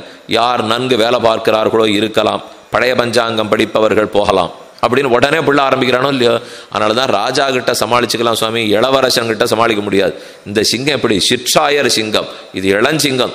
அதனால் ஜாகிரதையாக பார்த்து இளஞ்சிங்கம் இளம் பெண் சிங்கம் தான் பார்க்கும். அதுதான் இப்போ ஆண்டாளுக்கு ஒரே தைரியம். இது பெரியாழ்வார் வந்தார்லாம் இந்த சிங்கம் திரும்பியே பார்க்காது, ஆண்டாள் வந்தால் தான் பார்க்கும். பெரியாழ்வார் வந்தால் அதெல்லாம் யாரான பெரியவா இருந்தால் போய் பார்த்துங்க, நம்மக்கிட்ட இல்லை. இங்கே ஆண்டாள் வந்திருக்கவே, சின்ன குழந்தைகள் வந்திருக்கவே பார்க்கவான்னு பார்க்குறாரா. அப்போ சீரிய சிங்கம் அறிவுத்து தீவிழித்து, அறிவுற்று பூ காலமுணர்த்தினால் மலரும். ஒரு புஷ்பம் காலம் உணர்த்தினா மலரும். அதை போல பெருமானுக்கும் காலம் உணர்த்தணும். பிரளய காலம் முடிஞ்சு போகிறதே, சிருஷ்டி காலம் வருகிறதே. இது ஆர்த்தர்கள்லாம் வந்து பிரார்த்திக்கிறாளே, வேணும் வேணும்னு ஆசை இருக்கிறவா வந்திருக்கிறாளே என்ற காலம் உணர்த்தும். உணர்த்தினா பெருமாள் எழுந்திருக்கிறார். அறிவுற்று தீ விழித்து, ஆசிரித்தர்களுடைய ஆர்த்தி பொறுக்காமல் எழுந்திருக்கிறார். தீ விழித்து, தீப்பொறி புறக்க கண்ணால் கோபத்தோடு பார்க்குறாரா. அப்படி கூட பார்ப்பாரா. புண்டரீகாட்சன் பேர் சொல்லிட்டு தீ விழித்துன்னு சொல்கிறேன் நியாயமா. தாமரை ஞான தீ ஆட்டம் விழிக்குமோ, அதுதான் இந்த தாமரை கண்களுக்கு ஏற்றம். தாமரையனுடைய மென்மை இந்த கண்ணில் இருக்கும். அதே சமயம் விரோதிகள் வந்தால் தீப்பொறி பறக்க பார்க்கும். ஒரு பக்கம் விரோதிகளே தப்பிச்சிடும், கண்ணாலேயே தகிச்சிருவர். இன்னொரு பக்கம் அனுகூலர்களாக இருந்தால் கண்ணை வச்சே தூதனுப்பிச்சு, கண்ணை வச்சே மயக்கி, கண்ணை வச்சே தன் திருவடியில் சேர்த்துண்டு எல்லாம் கண்கள். ஆழ்வார் பாசுரத்தில் என்னோட முதல்ல உறவு கொள்ள வந்தது, என்னோட முதல்ல பேச வந்ததே இவன் கண்கள் தாங்கிறார். பெருமாள் இங்கே நிற்கிறார் இல்லையோ, அங்கே ஒரு பக்தன் வரான்னா அவன் அப்படி இப்படி கொஞ்சம் ஒரு வேளை சேவிக்காத போயிடுறாப்புல இருந்தால் கிடுகிடுன்னு தன் கண்ணை இங்கேருந்து அமுச்சு விட்டுடுறான். இது வரும் வந்து நேராக நம்மளை வாசலை நின்று பிடிச்சிடும். பிடிச்சிட்டு ஆழ்வார் பாட்டு, தூதுசை கண்கள் கொண்டொன்னு பேசி. தூதுசை கண்கள், தூது போகிற கண்ணன் தூது போனது இருக்கட்டும், கண்ணனுடைய கண்ணே தூது போகுங்கிறார். தூதுசை கண்கள் கொண்டொன்று பேசி நேர வந்து அதை நம்மோட பேச்சுவார்த்தை நடக்குமா. கண்ணு பேசுமா, கண்ணு கட்டாட்சிக்குன்னு தானே கேள்விப்பட்டிருக்கோம். கண்ணு பேசுமானால் அது வந்து நம்மக்கிட்ட பேசும். நான் புண்டரீகாட்சனுடைய புண்டரீக அக்ஷங்கள், நான் உம்மோட பேசுறதுக்காக வந்திருக்கேன், நீர் வரலாமே, உள்ளே வந்து ஒரு தரம் பெருமாளை சேவிச்சுட்டு போகலாமே. இப்போ நீர் எதுக்கு முன்னாடி வந்தீர்னா, அனுகிரகிக்கிறது அந்த பெருமாள் கண்ணால் தான் பண்ணுவார். நீ வர்றதுக்கு முன்னாடி என்னை அனுப்பிச்சு ஒன்று அனுகிரகிச்சிட்டார் பத்தியா, அதுக்காகத்தான் நான் முன்னாடி வந்தேங்கிறது. இப்போ எதுக்கு நமக்கு அனுகிரகம்னு கேட்டோம். அனுகிரகம் இருந்தால் தான் நீ வருவே, இல்லைன்னா உள்ள நீ வரவே மாட்டே. கடாட்சம் கிடைச்சாத்தானே நீ வருவே. ஒருவேளை அது இல்லாத பட போகிறது தான் அனுப்பிச்சு வச்சுட்டார் பெருமாள். என்ன தூது செய் கண்கள், கண்கள் தூது வந்து பேசும். நம்ம அதுக்கு மயங்கி போட்டோம். மயங்கிட்டு கிட்டக்க ஒரு சரி வரும், தேவரீரே வந்திருக்கேன்னு உள்ளே வந்தா இப்போ வந்து பிரதட்சணெல்லாம் பண்ணிட்டு பிராட்டியெல்லாம் சேவிச்சுட்டு பெருமாள் முன்னாடி போய் நிற்கிறோம். கண்ணை காணும். நம்மக்கிட்ட வந்து தூது பேசி தொல்லியோ, இப்போ கண் காணும். கண்ணை சேவிக்கத்தானே வந்து அந்த அழகு எனக்கு வேணுமே. என்னால் அப்போ பெருமான் இல்லை, இப்போ கண்ணழகாக காட்டுறதுக்கு இல்லை. அது இல்லைன்னு உடனே நமக்கு ஒரே பரிதாபம், ரொம்ப கஷ்டப்பட்டோம், அழறதுக்கு ஆரம்பித்தோம். அதைத்தான் ஆழ்வார் சாதிக்கிறார். இந்த கண்ணு வந்து என்னை மயக்கி தன்னிடத்தில் அழைச்சின்னு போயிட்டு இப்போ நான் பக்தன்னு வந்த உடனே அந்த தரிசனமே கிடைக்க மாட்டேங்கிறது. அப்போ என் நிலைமை என்ன இருக்கும்? ஓ, இந்த 2 யமன் அனுப்பிச்சு வச்சீரே, அது எங்கேன்னு கேட்டார் அவர். இந்த 2 பேர் யமன் வந்தாலே, இல்லை உலகத்தில் ஒரு யமன் தானே உண்டு, நான் அந்த யமனை சொல்லலை, இந்த 2 யமன் அனுப்பிச்சு வச்சிரே, 2 கண்கள் நுட்டு. ஆழ்வார் நேர யமன்னு சொல்லிட்டார். ஏழையராவி ஒன்னும் இணைக்கூற்றங்களோ அறியேன், ஆழியங் கண்ணபிரான் திருக்கண்களோ அறியேன். 7ஆம் பத்தில் பாசம். ஏழையராவி ஒன்னும் இணைக்கூற்ற கூற்றம்னால் யமன், இணைக்கூற்றம்னா 2 யமன். ஆழ்வார் சொல்கிறார், உலகத்துக்கு ஒரு யமன் படுத்துகிற பாடே போரும், இதுக்கு மேலே 2 யமன்கள் வேற வந்தால் பெருமாள் சிருஷ்டிச்சு வச்சிருக்காராம். ஆழ்வாரை படுத்துகிற பாடு படுத்தணும்னா ஒரு யமன் போராது, அதுக்கு 2 யமன் போரும். அதுக்காகத்தான் 2 கண்கள் அமைச்சாராம்.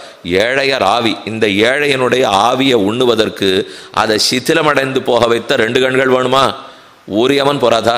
இணை கூற்றங்களோ அறியேன், இது 2 யமனா? ஆழியங் கண்ணபிரான் திருக்கண்களோ அறியேன், இல்லை வலக்கையில் ஆழி படித்த கண்ணனுடைய கண்களா? இவை கண்களா யமனா என்கிற கேட்டுற அளவுக்கு அது படுத்துற சொல்லியோ. அப்போ ஒரு பக்கம் புண்டரீகாட்சந்தான், ரொம்ப ஆச்சரியமான கண், தாமரை மலர்ந்திருக்கிற தாமரை போன்ற கண். அதே கண்கள் ஆசிரித்தர்களிடத்தில் ஒருத்தன் அபச்சாரப்பட்டான்னு தெரிந்தால் அப்பதான் தீ விழித்து. அது எப்போ தீ விழிக்கும்னால் அடியார்களிடத்தில் ஒருத்தன் அபச்சாரப்படுறானோ இல்லையோ அதை பொறுக்க மாட்டாமல் விழிக்கிறார். விரோதி நிரசன சாமர்த்தியம். அவருடைய தீப்பொறி பார்த்தாலே துச்சாசனன் மண்ணுண்டான்னு பெரியாழ்வாருடைய போஷனம்.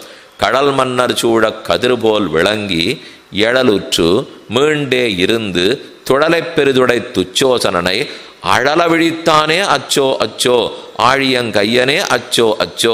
துச்சாசனனை கண்ணன் பார்க்கிறார். அது தீப்பொறி பட்டதிலே வெறும் இந்த கிழங்கு எல்லாத்தையும் நன்னா பண்ணா அப்படியே அது தோல் உரிக்க வரும் பாருங்க. அதை போல துச்சாசனனை நன்னா தகித்து தளியை பண்ணி வச்சிருந்தார்.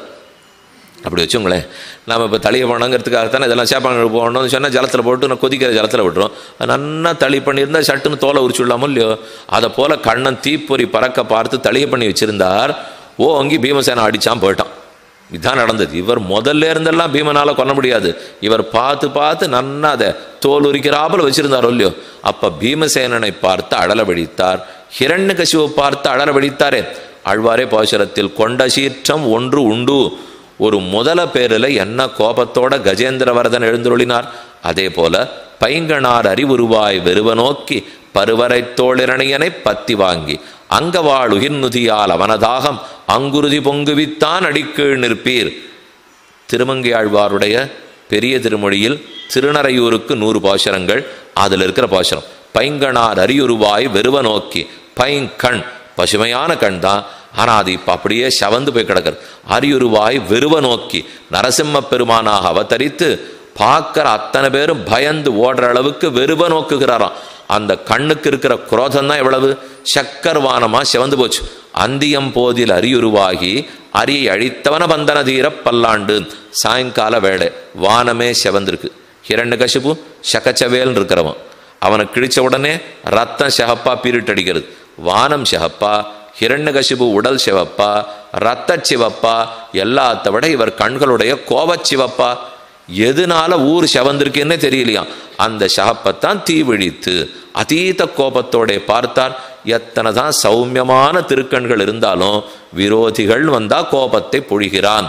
அங்கண் ஞாலமஞ்ச அங்கோள் ஆளறியாய் அவுணன் பொங்கவாகம் வள்ளுகிறாள் போழ்ந்த புனிதனிடம் பைங்கணானை கொம்பு கொண்டு பத்திமையால் அடிக்கீழ் செங்கனாளி எட்டிரஞ்சும் சிங்கவேள் குன்னமே அகோபிலம். அங்க பெருமான் மறுபடியும் தீப்பொறி பறக்க பார்க்கிறார். தீ விழித்து முதல் கடாட்சம். அது சிங்கத்தோட சண்டையெல்லாம் போட்டு இப்போ நம்ம சிங்கத்தை ஒன்று பார்த்துட்டோன்னு வச்சுங்களேன், என்னென்னா நிற்கிறது சண்டை போட்டு அதனுடைய பெடரியில் அடித்து அது கையில் இருக்க இதால் நம்மளை போட்டு அடித்து அதோட நம்ம தொந்த யுத்தம் இதெல்லாம் பண்ணுவோம். அதை அங்கே நின்றுட்டு இப்படி திரும்பி ஒரு பார்வை பார்த்ததுன்னா நம்ம இருக்கவே மாட்டோம் இல்லையோ. அதனால தான் முதல் பார்வையே போகிறோம் சுவாமி, வேற ஒன்று அது கிட்டக்கே வர வேண்டாம், அது என்ன அடிக்கவும் வேண்டாம், உரிமை கூட வேண்டாம். இதில் ஏதாவது ஒன்று பண்ணித்துன்னா பெத்தேன் பிழைத்தேன் என்று ஓடியே விட போகிறோம். அதை போலத்தான் இது தீவிழித்து எழுந்திருந்து பார்த்த பார்வையே போரும். ஐஸ்வரமான தேஜஸ். இந்த ஜகத்தத்தனையும் நம்மது, நாம் சர்வ நியந்தா, நாம் தனிக்கோல் செலுத்துகிறோம், அனைத்தும் நமக்கு அடங்கியவர் என்கிற திமிர் இருக்கோல் இந்த சிங்கத்தினிடத்தே. இந்த சிங்கம் எப்படி காட்டுக்கோ அப்படித்தானே அந்த சிங்கம் ஜகத்துக்கே, அந்த பிரபஞ்சத்துக்கே சிம்மத்தை போன்ற பெருமான் தீவிழித்து அடியார்களை யாரான விரோதித்தா பொறுக்காத். தீவிழித்து வேரி மயிர் பொங்க எப்பாடும் பேர்ந்துதறி. மயிர் பிடரி மயிர், வேரி பரிமளம் வாசனை, வேரி மயிர் அது சிலிர்த்துதுன்னா துளி துளியா தண்ணீர் சிந்தும். அந்த உலை மயிருக்குன்னு ஒரு உலை நாற்றம், ஒரு வாசனை வரும். அதனுடைய பிடரி மயிரை கிட்டக்கு போய் மூந்து பார்த்தோம்னா சிங்கம் இருக்கிற இடத்துல ஒரு வாசனை வராதா? அதைத்தான் ஜாத்யுச்சிதமான வாசனை. அந்த வாசனையோடே வேரி மயிர் பொங்க பகவானுக்கு சர்வகந்தகான்னு சொல்லுவார்கள்.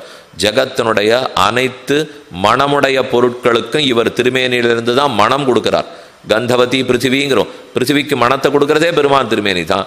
இப்போ தாமரப்பூவுக்கு மணத்தை கொடுக்கறதே அவருடைய திருமேனி தான். சாமந்திக்கு அதன் மணத்தை கொடுக்கறதே அவரது தான். எந்த வாசன பொருளுக்கும் வாசனையை கொடுக்கறது அவர் திருமேனில் தான். சர்வகந்தா சர்வரசா ரசக்யேவாயன் லப்துவானந்தி பவதி கோஹ்யேவான்யாத்க பிராண்யாத்னு உபனிஷத் வாக்கியம். ரசங்களுக்கு ரசம் கொடுக்கிறார், கந்த பதார்த்தங்களுக்கு கந்தத்தை கொடுக்கிறார். அதனால வேரி மயிர் பொங்க, அந்த பரிமளம் வெளியே பொங்க, எப்பாடும் பேருந்து உதறி. இது வரைக்கும் ஒன்றும் இல்லை, ஒத்தரும் தொந்தரவு இல்லை, ஒரு காரியப்பாடே இல்லை, ஒரு வேலையே இல்லை அப்படிங்கிறதுக்காக படுத்துட்டு இருந்து இப்போ எப்பாடும் பேருந்து இந்த பக்கம் கொஞ்சம் நகர்ந்துக்கிறது, இப்படி உடம்பு செலுத்துக்கிறது, கால் அப்படி பின்னாடி வச்சுக்கிறது, 4 பக்கம். என்ன அதுக்கு எண்ணம்னா இந்த 4 தசையும் நம்மளுதான் எண்ணமா. அது படுத்துட்டு இருக்கோல்லையே, அந்த சிங்கத்துக்கு இருக்கிற அதுக்குன்னு இருக்கிற அகங்காரம் 4 திக்குமே நம்மளது தான். இப்போ தொண்டடிப்படியாழ்வார் சாதித்தார். குடதிசை முடிய வைத்து குணதிசை பாதம் நீட்டி வடதிசை பின்பு காட்டி தென் திசை இலங்க நோக்கி கடல் நிற கடவுளந்தை அரவணை துயிலுமா கண்டு உடலனுக்கு உருகுமாலோ என் செய்கேன் உலகத்தீரேன்னு போஷனம். மேற்கே திருமுடிய வைத்தீர், கிழக்கே திருவடியை நீட்டினீர், வடக்கே பின்புறத்தை காட்டினீர், தெற்கு நோக்கி சயனித்தீர். இப்போ புரிஞ்சு போச்சு. திருவரங்கநாதனே, இந்த 4 திசைகளையும் நீர் எதுக்காக சிருஷ்டிச்சு வச்சுட்டீர் தெரியுமோ? உம்மை திருவடியை நீட்டு கிழக்க சிருஷ்டிச்சீர் போல் இருக்கு, உம்மை பின்புறத்தை காட்ட வடக்க சிருஷ்டிச்சீர் போல் இருக்கு, நீர் பார்க்கறதுக்கு தெற்க சிருஷ்டிச்சீர் போல் இருக்கு, திருமுடிய வைக்க மேற்கு சிருஷ்டித்தீர் போல் இருக்கு. குடபால மதையானாய் குணபாலானாய் குணபால மதையானாய் உலகமேத்தும் தென்னானாய் வடவானாய் குணபால மதையானாய் என்று திருமங்கியாழ்வாரு 4 திக்கை பற்றி பாடினார். அப்ப திக்குகளே பெருமானுக்கு ஆட்பட்டவை. பவநீருடை ஆடையாகச் சுத்தி பாரகலன் திருவடியா பவனம் மையா செவ்வி மாதிரமெட்டும் தோளா அண்டன் திருமுடியா நின்னான்பால் செல்லகிருப்பீர். அதுலேயும் திருமங்கையாழ்வார் சாதிக்கிறார். 8 திக்கும் பெருமானுடைய காரணத்தளவுக்கு அந்தந்த திக்கு அவனுடைய வசம்.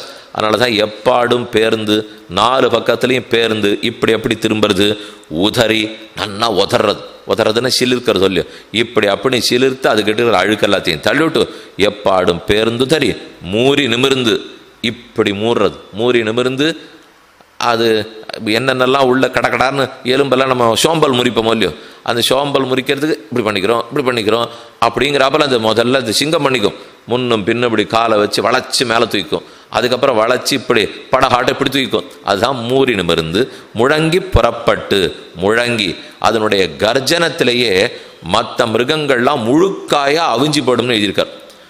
முழுக்காயாக அவிந்து போதல்னா என்ன வியாக்கியானம்? முழுக்காயாக அவிந்து கிடக்கும்படி. நம்ம திருத்தினா தானே வெந்து போகும். ஒரு காய்கறி தளிகை பண்ணுறோன்னு வச்சுங்களேன், அது அப்படியே முழுசாக போட்டால் சுமாராக தான் ஆகும். ஆனால் இங்கே சிங்கம் கர்ஜித்ததுனால் அடுத்த மிருகமெல்லாம் அப்படியே முழுக்காயாக வந்து போடுவோம். முழுக்காயாக வெந்து போகிற அளவுக்கு கர்ஜிக்கிறதுனா அப்போ என்ன தகிக்கிற சக்தி இருக்கணும். அக்னியில் போடுறோம், திருத்தி சின்னதாக போட்டால் நன்னா முழுக்காகும். இப்போ வடை மேலே நன்னா இருக்கும், கிடுகிடுன்னு அதுவும் தரியாராந்தத்தை உட்காத்தி வச்சுட்டு வடை குறைச்சி அதில் தான் எப்போ ஆபத்து வந்துடும்.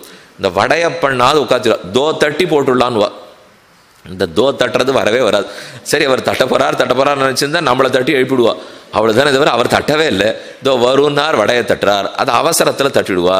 அதுவும் அந்த சமயம் தயிர் வடையை வச்சுருந்தா கொஞ்சம் முன்னாடி பண்ணி தயிரில் போட்டால் தான் அது ஊறி தயிர் வடையாக இருக்கும். இல்லை தயிரும் வடையுமாக இருக்கும். தயிர் வடையாக இருக்காது, தயிர் தனியாக தான் இருக்கும், வடை தனியாக தான் இருக்கும். கூட்டுன்னு கொண்டு சாதிக்கிறா. கூட்டு ஒன்றா இருக்கணும் இல்லையோ? கூட்டில் காய்கறி தனியாக இருக்குது, தீர்த்தம் தனியாக ஓடித்துனா. அப்போ கூட்டே இல்லைன்னார். அது சுவாமி எங்கள் சபாவிலேயே கூட்டு இல்லை, அப்புறம் என்ன நாங்கள் போட்டிருக்கிற கூட்டு இருக்க போகிறது. இப்போ அப்போ எங்களுக்குள்ள கூட்டு இருந்ததுன்னா தானே சாதிக்கிற கூட்டில் கூட்டு இருக்க போகிறது. எதுக்கு சொன்னேன்? அவசரத்தில் வடையை பண்ணிட்டோம்னா மேற்பக்கம் மட்டும் முறமுறனா இருக்கும், ஆனால் உள்ள நன்னா இருக்காது இல்லையோ? அதெல்லாம் இல்லை. அந்த எண்ணெய் கொதிச்சிருக்கிற பாங்குக்கு வடையை போட்டா சுவாமி உள்ளு வரைக்கும் கொதிச்சு போடும், உள்ளு வரைக்கும் தளிகாயிடுங்கிற இல்லையோ? அதை போல இந்த சிங்கம் ஒரு தரம் கர்ஜித்தது, பக்கத்தில் இருக்கிற மிருகமெல்லாம் முழு காயா எண்ணெயில் போட்டு பொரிச்சா மாதிரி மொத்தம் வெந்துபடும். அதனால தான் மூறி நிமிர்ந்து முழங்கி புறப்பட்டு போதருமா போலே. அது எப்படி அந்த சிங்கம் குகையிலேருந்து வெளியில் வருமோ அதை போல போதருமா போலே நீ பூவை பூவண்ணா. எப்படி ராமன் நடந்தான், எப்படி ரங்கநாத பெருமாள் நடக்கிறார். அவர் சிங்கத்தை போல நடப்பார். நான் தான் காட்டு பிராணிகளுக்கெல்லாம் ராஜா என்கிற தேஜஸ் தோணும். பார்த்தாலே அந்த தேஜஸ் தெரியுமா, நான் தான் ராஜா, அந்த நட தெரியுமோ இல்லையோ? அடுத்து புலி போல நடக்கிறார், கோபம் கொப்பளிக்கும். புலினாலே எப்பவுமே கோபம், அதை பார்த்தாலே உருமிண்டே இருக்கும். சிங்கமான அப்படி சௌமியமாக இருக்கு, நம்மளை வந்து அப்படி திரும்பி பார்த்துட்டு போனா போகிறார் ஆல்பன் அப்படின்னு தூங்கி போடும். ஆனால் புலி அப்படி இருக்கவே இருக்காது. அது பார்த்தாலே எப்பவும் உரிமைட்டு இருக்கோ இல்லையோ, அதை போல புலியை போல பெருமாள் நடக்கிறாருனால் அப்போ கோபம் கொப்பளிக்கும்னு அர்த்தம். சிங்கத்தை போல நடக்கிறார் தேஜஸ், புலி போல நடக்கிறார் கோபம், ஆனை போல நடக்கிறார். பிராணிகளுக்குள்ள அதான பெரிய பிராணி, அந்த பெருமை அது நடத்துல இருக்குமோ இல்லையோ, பெருமை தோத்த ஆனை போல நடக்கிறார். காளமாட்டுக்கு திமிர், உடம்பு முழுக்க பார்த்தாலே தெரியும். அது நிற்கிறது, அந்த காலை அப்படி பிராண்டுறது, அது ஊன்னு உருமறது, எல்லாம் அப்படியே சுவாமி உடம்பு முழுக்க இருக்கு என்று சொல்ல முடியலையோ. அதை போல மொத்தம் இவருக்கு இருக்கு. இப்போ பெருமாளுக்கு என்ன காளமாட்டாட திமிருங்கிறீரேன்னா, அவருக்கு இருக்கணும், நமக்கு தான் இருக்கக்கூடாது. அவருக்கு இருக்கக்கூடாதுன்னு யாரு சொன்னா? அவர் மொத்த திமிர் இருந்து இந்த ஜகத்து என்னது என்னது என்னதுன்னு சொல்லிட்டு இருக்கணும். நாம தான் எதுவும் என்னதில்லைன்னு சொல்லணும்.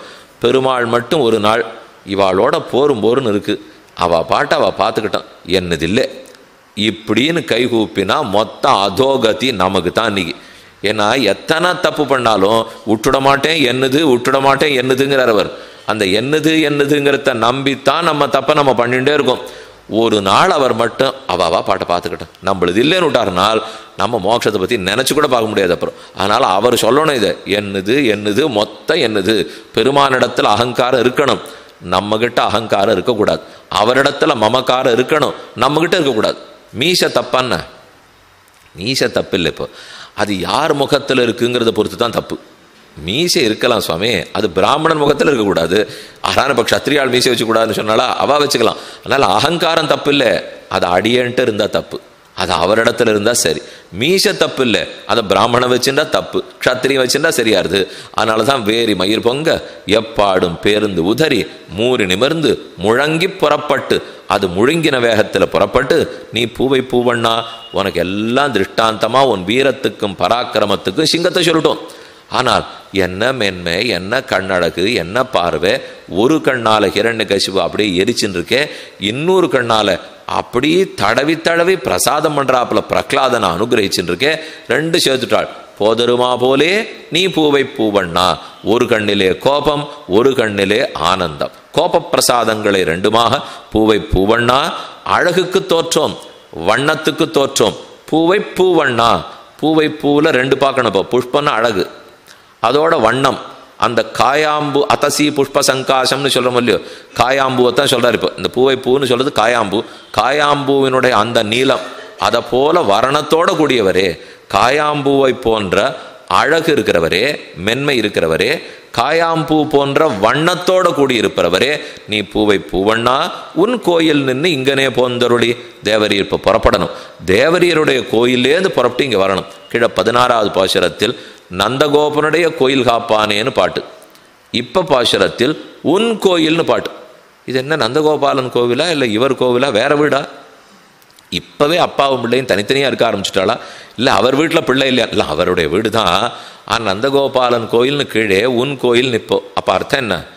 ரெண்டு பேருக்கு அந்த வீட்டில் அவ்வளவு பிராதான்யமாக. சில பேர் எப்பவும் கடைசி காலம் வரைக்கும் எல்லா தஸ்தாவேஜுகள்லாம் வச்சுருக்காளோ இல்லையோ, பத்திரமெல்லாம் தங்க பேர்லேயே தான் வச்சுப்பா, அதான் சாமர்த்தியம். அதை விட்டுட்டு நம்ம கொஞ்சம் 61 ஆச்சு பிள்ளைகள் பேர்லெல்லாம் மாற்றிவிடலான்னால் நம்மளை மாற்றிடுவா. அதனால் அப்படி பண்ணவே கூடாது. கையில் வச்சுட்டு கடைசியில் உசுறு போகிறதுக்கு முன்னாடி அப்படி பத்திரத்தை நீட்டுவா. கையெழுத்து போட்டாச்சுன்னா அது வரைக்கும் தெம்பு இருக்கும் இல்லையோ, அது வரைக்கும் நம்ம பேரில் இருக்குமோ இல்லையோ, கொஞ்சமான செய்வா. அதுக்கு வாங்கிட்டு போவாளா செய்வாளா தெரியாதுன்னு வச்சுக்கோ. என்ன இப்படி பத்திரத்தை நீட்டினாலும் பிள்ளலோகாச்சாரியர் ஒரு நூலில் சொல்கிறார், இவன் பத்திரத்தை நீட்டினா கையெழுத்து போட்ட போட்டால் அடுத்த நிமிஷம் பிள்ளைய காணோம்னார். இத்தனை நாள் பத்திரத்தை நீட்டின்னு என்ன ஆயிடுத்தோ இல்லையோ, வேலை முடிஞ்சு போச்சு. இனிமே இருந்தால் இவர் பேரில் கடன், இனிமே இருந்தால் இவருக்கு செலவழிச்சாகணும். இப்போ பல பேர் இப்போ தாங்க பரமதிக்கச்சே 13 நாளுக்கு வருஷாந்திரத்துக்கு வேண்டியது இவாளே சம்பாதிச்சு வச்சுட்டு தான் போகணும். போயிருந்தாள்னா சரி, ஏதோ காரியம் கொஞ்சம் ஒழுங்காக நடக்கும்னு சொல்லிக்கலாம். இப்போ கல்யாணம் பண்ணுறோம், கல்யாணம் பண்ணால் அடுத்த ஒரு வருஷத்துக்கு எல்லாம் சேர்த்து வச்சுக்கலையா? கார்த்திகை பண்டிகை வரும், தீபாவளி பண்டிகை வரும், தலை தீபாவளி வரும், இதை பண்ணால் அதை பண்ண சீமந்தம் வரும், எத்தத்தை வருமோன்னு பண்ணலையாப்போ. அதை போல் போனாலும் ஒரு வருஷம் வேலை இருக்குது, கல்யாணம் பண்ணாலும் ஒரு வருஷம் வேலை இருக்குது. ஏன்னா தர்மத்தை வேதத்தை பொறுத்த வரைக்கும் அதுக்கு வித்தியாசமே தெரியாது. நீ பிறந்தாலும் சரி போனாலும் சரி கர்மாதீனம், நீ எத்த பண்ணாலும் கர்மாதீனம். உறுதியா போறியா அப்போ பேச்சுவார்த்தைக்கு வருவோம். திரும்ப போயிட்டு வந்திருக்க போறியா, அதை சின்ன சின்ன தேவதைகளை பார்த்துரும். அதுக்கு பெருமான் வர வேண்டிய அவசியமே கிடையாது. இப்போ பிறக்க போகிறோம் போக போகிறோம்னால் இந்திரன் இருக்கார், பிரம்மா இருக்கார், யமதர்மன் இருக்கார், அவர் பார்த்துக்க போகிறார். இது நமக்கு ஆகாதுன்னு சொன்னா தான் ஜனார்தனன் வரணும். இந்த பிறப்பிறப்பு சுழலே எனக்கு ஆகாதுன்னு பேசினால் அப்போ மோட்சமிச்சே ஜனார்தனாத்னு சொல்கிறோம் இல்லையோ. 3 நிமிர்ந்து முழங்கி புறப்பட்டு போதருமா போலே நீ பூவை பூவண்ணா உன் கோயில் நின்று இங்கனே போந்தொருளி. நந்தகோபாலனுடைய கோவிலில் கண்ணனுக்கும் பிராதானியம், நந்தகோபாலனுக்கும் பிராதானியம். அதனால் சில நாள் நந்தகோபாலன் கோவில்னு சொல்லிப்பாளாம், சில நாள் கண்ணன் கோவில்னு சொல்லுவாளாம். இது எப்போன்னு பார்ப்பார்கள்னா 2 பேருக்கும் இதே போல் தேர்தட்டு உதாரணம் சொன்னேனே. அர்ஜுனனுடைய தேரில் ஒரு பக்கம் பார்த்தா கண்ணன் முன்னாடி இருக்கார், அவருக்கு முக்கியத்துவம். இன்னொரு பக்கம் பார்த்தா ராஜா அர்ஜுனன் தான் அவனுக்கு முக்கியத்துவம். கண்ணனுடைய தேரப்போல் பிரணவத்தை போலே இவர்கள் கோயில். உன் கோயில் நின்று இங்கனே போந்தொருளி பர்வதாதிவ நிஷ்கிரமிய சிம்ஹாகிரி குஹாசயா. ஒரு மலைக்குகையிலேருந்து சிங்கம் எப்படி வெளியில் வருமோ அதை போல் வந்து போந்தருளி யாம் வந்தஹாரியம் ஆராய்ந்தருள். இங்கனே போந்தருளி. அங்கதான் பெரியவாச்சான் சாதிக்கிறார், நமக்கு இவையெல்லாம் நம்பெருமாள் நடையழகிலே காணலாம். இவையெல்லாம்னா எவையெல்லாம்? மாரிமல முழஞ்சில் மன்னி கிடந்துறங்கும் சீரிய சிங்கம் அறிவுத்து தீ விழித்து வேறுமயிர் பொங்க எப்பாடும் பேருந்துதறி 3 நிமிர்ந்து முழங்கி புறப்படுறாரோ இல்லையோ, அதெல்லாம் நமக்கு நம்பெருமாள் நடையழகிலே காணலாம். இதை எப்போ நன்னா நீங்கள் புரிஞ்சுக்கலான்னால், ஆடிப்பெருக்குக்கு பெருமாள் புறப்படுறாரோ இல்லையோ, ஆனி மாதம் ஜேஷ்டாபிஷேகம் ஆகிடும். அவருக்கு பெரிய திருப்பாவாட உற்சவம், ஜேஷ்டாபிஷேகம், இந்த 2 அடுத்தடுத்த நாள் வர உற்சவம். அதுக்கப்புறம் 42 நாட்களுக்கு தைலக்காப்பு சார்த்தி கொள்வார். திருவடி சேவை கிடையாது. ஸ்ரீரங்கத்தில் சேவிச்சவாளுக்கு பழக்கம் தெரியும். அந்த 42 நாளும் பெருமானுக்கு வெளியிலே எழமாட்டார், புறப்பாடே கிடையாது. எப்போ புறப்பாடு கிடையாது? திருமஞ்சனம் கிடையாது, திருமஞ்சனமும் கிடையாது, புறப்பாடும் கிடையாது. உள்ளேயே கர்ப்பகிரகத்தோடு எழுந்துள்ளிருப்பார். எப்படி? மாறி மலமுழஞ்சில் மன்னி கிடந்துறங்கும். அந்த சமயத்தில் எதுவும் வெளியில் வரமாட்டாரோ இல்லையோ, அதை போல் மன்னி கிடந்துறங்கும் சீரிய சிங்கம் ரங்கேந்திர சிம்மம். நாம் பேசினதெல்லாம் இப்போது ராகவ சிம்மம், யாதவ சிம்மம், நரசிம்மம். ஆனால் இப்போ நினச்சிருக்கிறது ரங்கேந்திர சிம்மம், ஸ்ரீரங்கத்தினுடைய சிங்கம். அந்த சிங்கம் 3 நிமிர்ந்து முழங்கி புறப்பட்டு ஆடி மாதம் 18ஆம் பெருக்கு கார்த்தால 6 மணிக்கு பெருமாள் புறப்பாடு, அம்மா மண்டபம் சேர்தல் 9 மணிக்கு, உடனே மத்தியான திருமஞ்சனம், சாயங்காலம் காவேரி தாயாருக்கு படவு வேஷ்டி திருமங்கல்யம் கொடுக்கறது, மறுபடியும் புறப்பாடு 6:30 மணிக்கு, மண்டபம் சேர்தல் ஆஸ்தான சேர்தல் 8:30 மணி அப்படின்னு பத்திரிகையில் போட்டுருவா. அந்த ஊர் பத்திரிகை எல்லா வருஷமும் ஒன்றே தான், மாற்றவே வேண்டாம். அப்போ தான் கிளம்புவார், அப்போ தான் எழுவார், அப்போ தான் திரும்ப எழுந்துடுவார். அந்த கார்த்தால் 6 மணிக்கு வாசல் ரங்காரங்கா கோபுர வாசத்திலேருந்து ஒரு கோபுர வாசலையும் மக்கள் நிற்பார். அடுத்து கார்த்திகை கோபுர வாசல் நிற்பா, ஆழவட்டால் வாசல் நிற்பா, நாழிகாட்டான் வாசல் நிற்பா, உள்ள திருவணக்கந்திரு வாசல் நிற்பா. எதுக்குன்னா 42 நாள் கழிச்சு பெருமாள் வரப்போறாரோ இல்லையோ, இத்தனை நாள் உள்ள சேனிச்சு விட்டாரே. அப்போ மன்னி கிடந்துறங்கும் சீரிய சிங்கம் ரங்கேந்திர சிம்மம் 3 நிமிர்ந்து முழங்கி புறப்பட்டு அது அப்படி எப்பாடும் பேர்ந்துதர்றது. கார்த்தால் 6 மணிக்கு புறப்பாடுனா 5:45 ஸ்ரீபாதம் தாங்குவர்களுக்கு அருளப்பாடு நடக்கும். அவள்லாம் ஸ்ரீபாதம் அவங்களோட உள்ளே கூப்பிடுவா. அவர்களெல்லாம் நான் இந்த ஏதோ வரேன் அப்படின்னு சொல்லிட்டு இப்படி மூக்கில் விரலை வச்சுட்டே உள்ளே போவா. உள்ளே போய் எல்லாம் தயாராகிடும். சியாமக்காலம் மணி சேவிக்கிறதுக்கு ஆரம்பிச்சிருவா. வெளியில் இருக்கிறவாள்லாம் ஓஹோ உள்ள சிங்கம் இப்போ தயாராகுது, 3 நிமிர்றது, முழங்க போகிறது, புறப்பட போகிறது அப்படின்னு உடனே தடால்னு வாசலில் இருக்கிற ஸ்தானிக சுவாமி கதவை திறப்பார். கதவை திறந்த உடனே வெளியில் வந்தால் வாசலில் இருக்கிற வேத்திரபாணி இருக்காரோ இல்லையோ, அவர் பேசுவார், ஸ்ரீரங்க விபோ ஜயா விஜய் பவோங்கிறார். இவர் இந்த பண்டுமாள் அந்த பெருமாள், பதின்மர் பாடும் பெருமாள், கஸ்தூரி நாமம் அழகிய பெருமாள், முன்னிலும் பின்னழகிய பெருமாள் என்ன அந்தந்த பெருமாள் கொண்டாட்டம். அந்த கொண்டாட்டம்லாம் 3 நிமிர்ந்து முழங்குறாரோ இல்லையோ, முழங்கி புறப்பட்டு அவருடைய வாசல் தெற்கு நோக்கி வெளியில் வருவார். வந்த உடனே கிழக்கு நோக்கி திரும்பி, மேலே நோக்கி திரும்பி, கிழக்கு நோக்கி திரும்பி, மேற்பக்கம் திரும்பி போகிறது தான் சிம்மகதி. அதுதான் முதல் கதி, சிங்ககதி. சிங்கம் வெளியில் குகையிலேருந்து போனால் நேரம் போயிடாது, இடது பரமும் வலது பரம் அப்படி திரும்பி திரும்பி பார்த்துட்டு தான் போகும். 6 விரோதிகள் நின்றுருக்கலையான்னு பார்த்து உறுதிப்படுத்திக்கிறது இல்லையோ. அப்போ 3 நிமிர்ந்து முழங்கி புறப்பட்டு போதருமா போலே நீ பூவை பூவண்ணா. அப்படி நம்பெருமாளுடைய நடையழகிலே இந்த பாசுரத்தில் இருக்கிற அனைத்தையும் சேவித்து கொள்ளலாம். அப்படி இங்கனே போந்தொருளி கோப்புடைய சீரிய சிங்காதனத்திருந்து, இது கோப்புடையது உலகம் முழுக்க, சராச்சரங்கள் முழுக்க, உபய விபூதி அனைத்தும் ஸ்ரீரங்க சிம்ஹாசனத்தில் இருந்தால் பெருமாள் ஆள்றார். பொங்கோதம் சூழ்ந்த புவனியும் விண்டுலகும் அங்காதும் சோராமே ஆழ்கின்ற எம்பெருமான் செங்கோலுடைய திருவடங்கச் செல்வர். அவர் கையில செங்கோல் இருக்கு. இந்த விபூதி அந்த விபூதி உபய விபூதிக்கு நாதன். அது தோத்த கோப்புடைய சீரிய சிங்காதனத்திருந்து அந்த சிங்காதனத்தில் அமர்ந்து இருந்து யாம் வந்தகாரியம் ஆராய்ந்தருள். இப்போ தேவரீருடைய வார்த்தை எப்படி திரும்ப இருக்கணும்?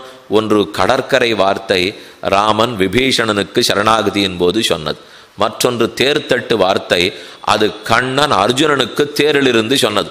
கண்ணன் சொன்னது சர்வதர்மான் பரித்தெஜ்ய மாமேகம் சரணம் பிரஜ அகம் துவா சர்வ பாப்பேபியோ மோக்ஷயிஷ்யாமி மா சுச்சா.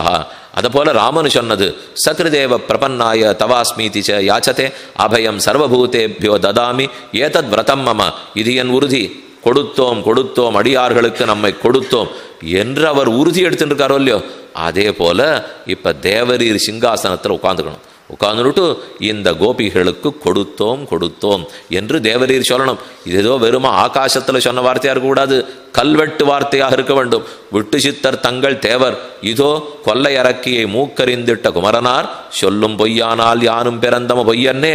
அன்னு ராமன் சொன்ன வார்த்தை பொய்யாகாது, கண்ணன் சொன்ன வார்த்தையும் பொய்யாகாது.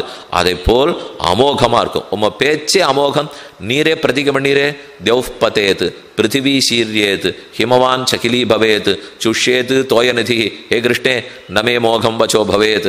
ஆகாசம் உடையட்டும், பூமி பெயரட்டும், ஹிமாச்சலம் தூள் தூளா போட்டும், கடல் வற்றட்டும், ஹே திரௌபதி நம் வார்த்தை ஒரு நாளும் பொய்யாகாது என்று நீர் சூளுரைத்திருக்கீர். அந்த வார்த்தையை உம்ம சிங்காசனத்தில் உட்காந்து படியோங்களுக்கு சொல்லணும். என்ன சொல்லணும்? ஏதாவது பெரிய உபன்யாசத்தை கேட்குறாள் ஆண்டாள், 700 ஸ்லோகத்தை இவளுக்கு திருப்பி சொல்லணுமா? என்ன சொல்ல பார்க்கிறார்னா மா சுச்சஹான்னு ஒரு வார்த்தை கேட்டோம், வேற எந்த வார்த்தையும் நமக்கு இல்லை. உனக்கு ஒரு வார்த்தை, நமக்கு ஒரு வாழ்க்கை. ஒரு தடவை மாசுச்சஹா சொல்லலை, மறுபடியும் மாத்திரு கர்ப்பத்திலேருந்து ஆரம்பிக்கணும். எங்கே போய் மறுபடியும் பிறவி எடுத்து மொத்த கர்ப்பத்திலேருந்து வெளியில் வந்து உள்ள 10 மாதம் வெறும் மாத்திரு கர்ப்பமா? பஞ்சாக்னி வித்யை. நாம் எந்த லோகத்தில் இருக்கோமோ அந்த லோகத்திலேருந்து சக்கையை அந்த ஆத்மாவை தூக்கி வெளியில் போட்டுருப்போறா. அது பனியில் கடந்து மழைத்துளியாக வந்து நெல்லாக வளர்ந்து புருஷ கர்ப்பத்துக்கு போய் பெண் கர்ப்பத்துக்கு போய் 10 மாதம் திண்டாடி வெளியில் வந்து மறுபடியும் அஜ்ஞானத்தில் உழந்து இந்த ஞானத்துளி வந்து கண்ணன் முன்னாடி போய் நின்று ஒரு வார்த்தை கேட்டு அவர் அப்போ ஒரு வார்த்தை சொல்லாத போயிட்டார்னால் மறுபடியும் சக்கையா தூக்கி பனியில் போட்டு பனியிலேருந்து இப்போ வந்து கீழே சஸ்யத்தில் வந்து புருஷ கர்ப்பத்தில் போய் பெண் கர்ப்பத்தில் போய் மறுபடியும் பிறந்து 10 மாதம் சுவதி. எதுக்கு இது? வேண்டாம். இதை விட நீர் ஒரு வார்த்தை சொல்லிடும், மாசுச்சஹான்னு சொன்னால் நமக்கு இந்த கஷ்டமே கிடையாது இல்லையோ. கண்ணின குளிர புதுமலராகத்த பருக இருந்திடாய். இருந்து தேவரீருடைய சிம்மாசனத்தில் அமரணும். பூவை பூவண்ணா உன் கோயில் நின்று இங்கனே போந்துருளி கோப்புடைய சீரிய சிங்காதனத்து இருந்து. அப்போ நாங்கள் இருந்த திருக்கோலத்தை சேவிச்சிடுவோம். இருந்திடாய் இருந்திடாய்னு பிரார்த்திக்கிறார். அதே போல தடங்கை காமர கண்கள் உன்னுடைய திருமார்பு நாச்சியாருடைய கூட இடங்கொள் மூவுலகும் தொழவிருந்தருளாய் திருப்புளிங்குடி கிடந்தானேன்னு மாழ்வார் பாசுரம். இடங்கொள் மூவுலகும் தொழவிருந்து பெருமாள் சிங்காசனத்தில் விஜயாசன பெருமாளை அமர்கிறார்னால் அப்போ மூவுலகம் அவரை தொடர்தான். அப்படி தேவரீர் இருக்க வேண்டும். யாம் வந்த காரியம் ஆராய்ந்தருள். நாம் வந்த காரியத்தை தேவரீர் பிரார்த்திக்கணும்னால் ரிஷிகள் எல்லாரும் தண்டகாரண்யத்தில் இருந்தால் ராமன் தண்டகாரண்யம் வந்து சேர்ந்தார். உபஸ்தேயர் உபஸ்திதா. ஒரு ரிஷிகளை என்ன காத்துருக்கீள்? எல்லாம் ராட்சசன் தின்ன உடம்பை காட்டுறதுக்காக காத்துருக்கோம். அதை போல இப்பவும் ராமன் வந்து ரிஷிகளை கேட்டா போலே நம்மையும் கண்ணன் கேட்க வேண்டும். யாம் வந்த காரியம் ஆராய்ந்து அருள வேண்டும். இப்போதோ எப்போதோ எப்போதும் கேட்க வேண்டும். அப்போ பெருமாள் நினைக்கிறாராம், இந்த பெண்களை ரொம்ப நாம் நோவுபட வச்சுட்டோமோ வெறுத்தார் போலே பெண்கள் முற்பாடராய் பெற்றிலோம் என்று வெறுத்தார்கள். வெறுத்து அவர்களை அழைத்து உங்களுக்கு செய்ய வேண்டுவதன் என்னமோ காரியம் வேணும்னு கேட்குறீங்களே, ரிஷிகளுக்கு போய் என்ன வேணும்னு கேட்டு அனுகிரகிச்சேன். அதே போல உங்களுக்கு இப்போ எம்ம வேணும்னு கேட்கிறார். அப்போ பெருமாள் நினச்சிக்கிறாராம், நப்பின்ன பிராட்டியை பற்றி வாழலாம் நம்ம இடத்துல வந்திருக்கா. அப்படி இருக்கிறச்சே தங்களை அகதிகளை போல சொல்லிக்கிறாளே, அநாதர்களை போல சொல்றா. நப்பின்னைக்கு பரிகரம், நப்பின்ன பிராட்டியினுடைய பரிகிரகம் இவர்கள். அதனால இவா இப்படி சொல்லிக்கூடாது. இன்னும் பெருமாள் இவா அநாதர் இல்லை, நமக்கு ரொம்ப வேண்டியவான்னு நினச்சிக்கிறாராம். அதுக்கு ஒரே ஒரு திட்டாந்தம் சொல்லியிருக்கார். 5 நிமிஷம் முடிச்சுடுறேன். ரொம்ப ஆச்சரியமான அர்த்தம். கிடாம்பி ஆச்சான் அவர் பெருமாள் திருமுன்பே ஒரு ஸ்லோகத்தை சொல்றார். ஆளவந்தாருடைய ஸ்தோத்திர ரத்னம். அபராத சஹசிர பாஜனம் பதிதம் பீமபவார்ணவோதரே அகதிம் சரணாகதம் ஹரே கிருபையா கேவலம் ஆத்மசாத்குரு. இந்த ஆழமான சம்சார கடலில் விழுந்திருக்கிறேன், அடியேன் அகதி, தேவரீர் பார்த்து அனுகிரகிக்கணும். இதான் பிரார்த்தனை. இதை பெருமாள் கிடாம்பியாச்சான் சாதிக்கிறார். உடனே பெருமாள் தடுத்துட்டு, இதை நம்மை ராமானுஜனை கொடுத்த பிற்பாடு இந்த ஸ்லோகத்தை சொல்லுவீரோ அப்படின்னு பெருமாள் கேட்கிறார். ஏன் இது ஸ்தோத்திரத்தனத்தில் இருக்கிற ஸ்லோகமாச்சே என்னால்? ஆளவந்தார் ராமானுஷருக்கு முன்னே பிறந்தார், அவர் அகத்தின்னு சொல்லிக் கொள்ளலாம். நீர் ராமானுஜருக்கு பின்னே பிறந்தீர், அகத்தின்னு சொல்லிக்கொள்ள வேண்டாம். ஏன்னா அவரை நாதனா அவங்க கொடுத்துட்டோம். அகத்தியும் சரணாகத்தம்னு ஸ்லோகத்தில் இருக்கோ இல்லையா, அது பொறுக்கலையாம் பெருவாள். எப்போ அனைத்துலகம் வாழறதுக்கு ஒருத்தரை கொடுத்துட்டோமோ அவர் தான் நாதன். உங்களுக்கு ஆள வந்தார், முன்னாடி பிறந்தார், அவருக்கு நாதன் இல்லைன்னு சொல்லிக்கிறார். அப்போ பெருமாள் நாதன் இல்லையான்னா, பெருமாள் நாதனாக இருந்தால் கூட அநாதன்னு சொல்லிக்கிற அளவுக்கு சில சமயம் கட்டம் வந்துவிடலாம். ஆனால் ஆச்சாரியன நாதனா பெற்ற பிற்பாடு அநாதன்னு சொல்லுவதற்கு தேவையே இல்லை என்று பெருமாள் சாதித்தார். நம்மை ராமானுஜம் உடையாரா இருந்து வைத்து அகத்தின் என்ன சொல்லுவீரோ. இன்னைக்கும் ஸ்ரீரங்கத்தில் அருளப்பாடுறாளோ இல்லையோ, ஸ்தலத்தார் 3 பேருக்கு அருளப்பாடுடுவா. அருளப்பாடு ஸ்ரீரங்க நாராயண ஜீயர், பராசர பட்டரோ, வேதவியாச பட்டரோ, வாதூல தேசிகன். ஜீயர் அடுத்து பட்டரனுடைய வம்சத்தவர்கள், வாதூல தேசிகன் அண்ணங்கார் வம்சத்தவா. இவா 3 பேருக்கு அருளப்பாடாயிடும். அதுக்கு அடுத்தது பெரிய நம்பிகளிடத்திலேருந்து தொடங்கித்தான் தீர்த்தகோட்டி நடக்கும். அப்போ அருளப்பாடு நம்மி ராமானுஜமுடையார், நம்முடைய ராமானுஜமுடையார்கள் எல்லாரும் வந்து வாங்கி கொள்ளுங்கள் என்ன அறிவுப்பாடுன்னு நான் இந்தே அப்படின்னு பெரிய நம்பிகள் தொடக்கமாக எல்லாரும் வாங்கிப்பா. இது பெருமாள் ஏற்படுத்தி வச்ச கட்டளை. அப்போ அகதி அகத்தின்னு சுவாமியை பெத்த பெருப்புறா சொல்ல வேண்டாம். இப்போ கண்ணன் நினைக்கிறார், நப்பின்ன பிராட்டியை பற்றி நீங்கள் வந்துட்டேள், உன்னையும் உன்னொட்ட உக்கமும் தட்டொழியும் தந்து உன் மணாளனையும் தந்துன்னு அவள்கிட்ட கேட்டிருக்கீள். எப்போ பிராட்டியை பற்றினீரோ நாம் கைவிட மாட்டோம். உங்களுக்கு ஏன் அநாத்தேன்னு சொல்லிக்கிறீள், இதை போல நீங்கள் அழுதுண்டு வரவே வேண்டாமே என்று கண்ணன் நினைத்து, நீங்கள் வந்த காரியத்தை சொல்லுங்கள். ஆண்டாள் ரொம்ப சாமர்த்தியமா வந்த காரியத்தை பிற்பாடு சொல்லுகிறோம். ஏன்னா பரதன் பண்ண அசட்டுத்தனத்தை நாங்கள் பண்ணுறதா இல்லை. பரதன் அசமயத்தில் போய் கேட்டார். ராமனுடைய திருவுள்ள முழுக்க தேவ காரியத்தை பண்ணி ராவணனை அழிக்கணுங்கிறதுல இருக்கு. தந்தை சொல் மிக்க மந்திரம் இல்லைன்னு நடத்தி காட்டணும்னு இருக்கு. அப்போ போய் நீ நாட்டுக்கு வா நாட்டுக்கு வான்னு திரும்பி கேட்டார். ஏபிஷ்ட சச்சிவை சார்த்தம் சிரசா யாச்சித்தோமயா அகம் சிஷ்யஸ்ய தாசஸ்ய பிரசாதம் கர்த்தும் அர்ஹசி. ராமா நீ எனக்கு பிரசாதம் பண்ண, நான் சிஷ்யன்னு வச்சுக்கோ, தம்பின்னு வச்சுக்கோ, அடியவன் வச்சுக்கோ, எப்படியும் வச்சுக்கோ, நீ திரும்பி வான்னா. ஆனால் வரல ராமன். ஏன் திரும்பி வரலன்னா உள்ளம் வேற எங்கேயோ இருக்கு. அவருக்கு சத்தியத்தை பரிபாலனம் பண்ணணும், நரக்கத்துக்கு அப்பா போயிடக்கூடாது, பெரியவன் சொன்னத்தை நிலநாட்டணும், அம்மா ஆசையை நடத்தணும். இதுலெல்லாம் ராமன் திருவுள்ள இருக்கிறச்சே அதுக்கு நேர் எதிராக நீ நாட்டுக்கு வான்னு திரும்பி கேட்டால் அவர் வருவரா? அப்போ நமக்கு ஒரு காரியம் நடக்கணும்னாலும் அந்த பெரிய மனுஷனுடைய உள்ளம் எப்போ அதை பற்றி இருக்கோ அப்போ நன்னா கேட்டணும். அதுக்கு தான் சமயம் பார்த்து சொல்லணும்னு அர்த்தம். நம்ம சொல்கிற வேகத்தில் பண்ணணும்னு இருக்கிறவர் கூட சில சமயம் பண்ண மாட்டேன்னு விடுவோம். இது அவ்வளோ அழகாக சமத்தா நம்ம சமயம் பார்ப்போம். அப்படி இல்லை, சமயம் பார்த்து சொல்லணுமோ இல்லையோ. ஆண்டாள் அதனால இப்போ சமயம் இல்லையே, நாங்கள் அப்புறம் சொல்கிறோம். முதல்ல கரவகள் பென்ஷன் பாசுரத்தில் சரணாதி பண்ணிக்கிறோம்.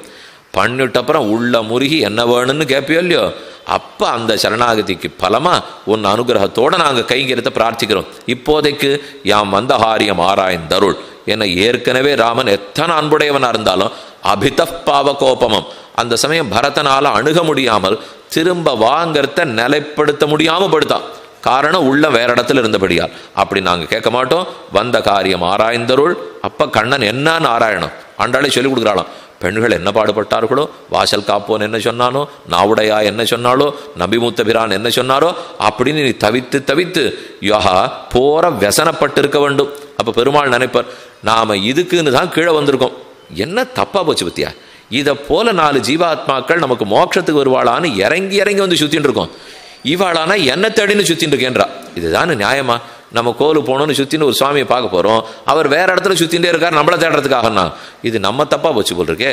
என்ன யாம் வந்த காரியம் ஆராய்ந்தருள்னு பிரார்த்திக்க கண்ணனும் எழுந்திருந்தான், நடந்து காட்டினான். இன்றும் ஸ்ரீரங்கத்தில் ஒரு சரித்திரம் உண்டு, ஐதிஹ்யம். வடநாட்டு ஹிந்துஸ்தானி வித்வான் ஒருத்தர் பெருமாளுக்கு பாடி காட்டுறதுக்காக வந்தார். 2 மணி நாள் பாடினார். பெருமாள் ஆஸ்தானத்திலே அங்கே உட்காத்தி வச்சு பாடல் கேட்டார். முடிஞ்சு போச்சு. திரும்ப ஆஸ்தானத்துக்கு எழ போறார். அப்போ பக்கத்தில் இருக்கிற அரையர் சுவாமி வேண்டார், ஹிந்துஸ்தானி 700 காத தூரம் நடந்து வந்திருக்கான், வந்து உமக்காக பாடியிருக்கான், ஒரு சம்பாவனை பண்ண வேண்டாமான்னார். என்ன பண்ணலான்னு பெருமாள் யோசித்தார். 3 அர்ச்சகர்களை கூப்பிட்டார். ஒரு அர்ச்சகர் திருமார்பில் சாத்தின்றார், ஒரு அர்ச்சகர் வலது பக்கம் பிடிச்சின்றார், ஒரு அர்ச்சகர் இடது பக்கம் பிடிச்சின்றார். பெருமாள் தன் ஆஸ்தானத்திலேருந்து ஒரு 20 அடியில் அவன் உட்காண்டிருக்கான். அவன் உட்காண்டிருக்கிற இடத்துக்கு நடந்து போனாராம். நடந்து போயிட்டு திரும்பி நடந்து வந்து எழுந்துருளினாராம். அரையரை பார்த்து, அவன் 700 மைல் வந்தான்னு சொன்னீர், நாம் 7 அடி நடந்து காட்டினோம், சம்பாவனை போருமானாராம் பெருமாள். இதை விட வேற என்ன சம்பாவனை கேட்க போறோம்? ஒரு ஒண்ணும் இல்லாத அல்ப ஜீவன் பாடினத்துக்கு அவர் நடந்து வந்து சொல்லிருப்பார். அதுதான் இங்கனே போந்தொருளி கோப்புடைய சீரிய சிங்காதனத்திருந்து யாம் வந்த காரியம் ஆராய்ந்தருள்னு பிரார்த்திக்க கண்ணனும் கோபிகளுக்காக நடந்து காட்டினார்ங்கிறது அற்புதமான பாசுரம்.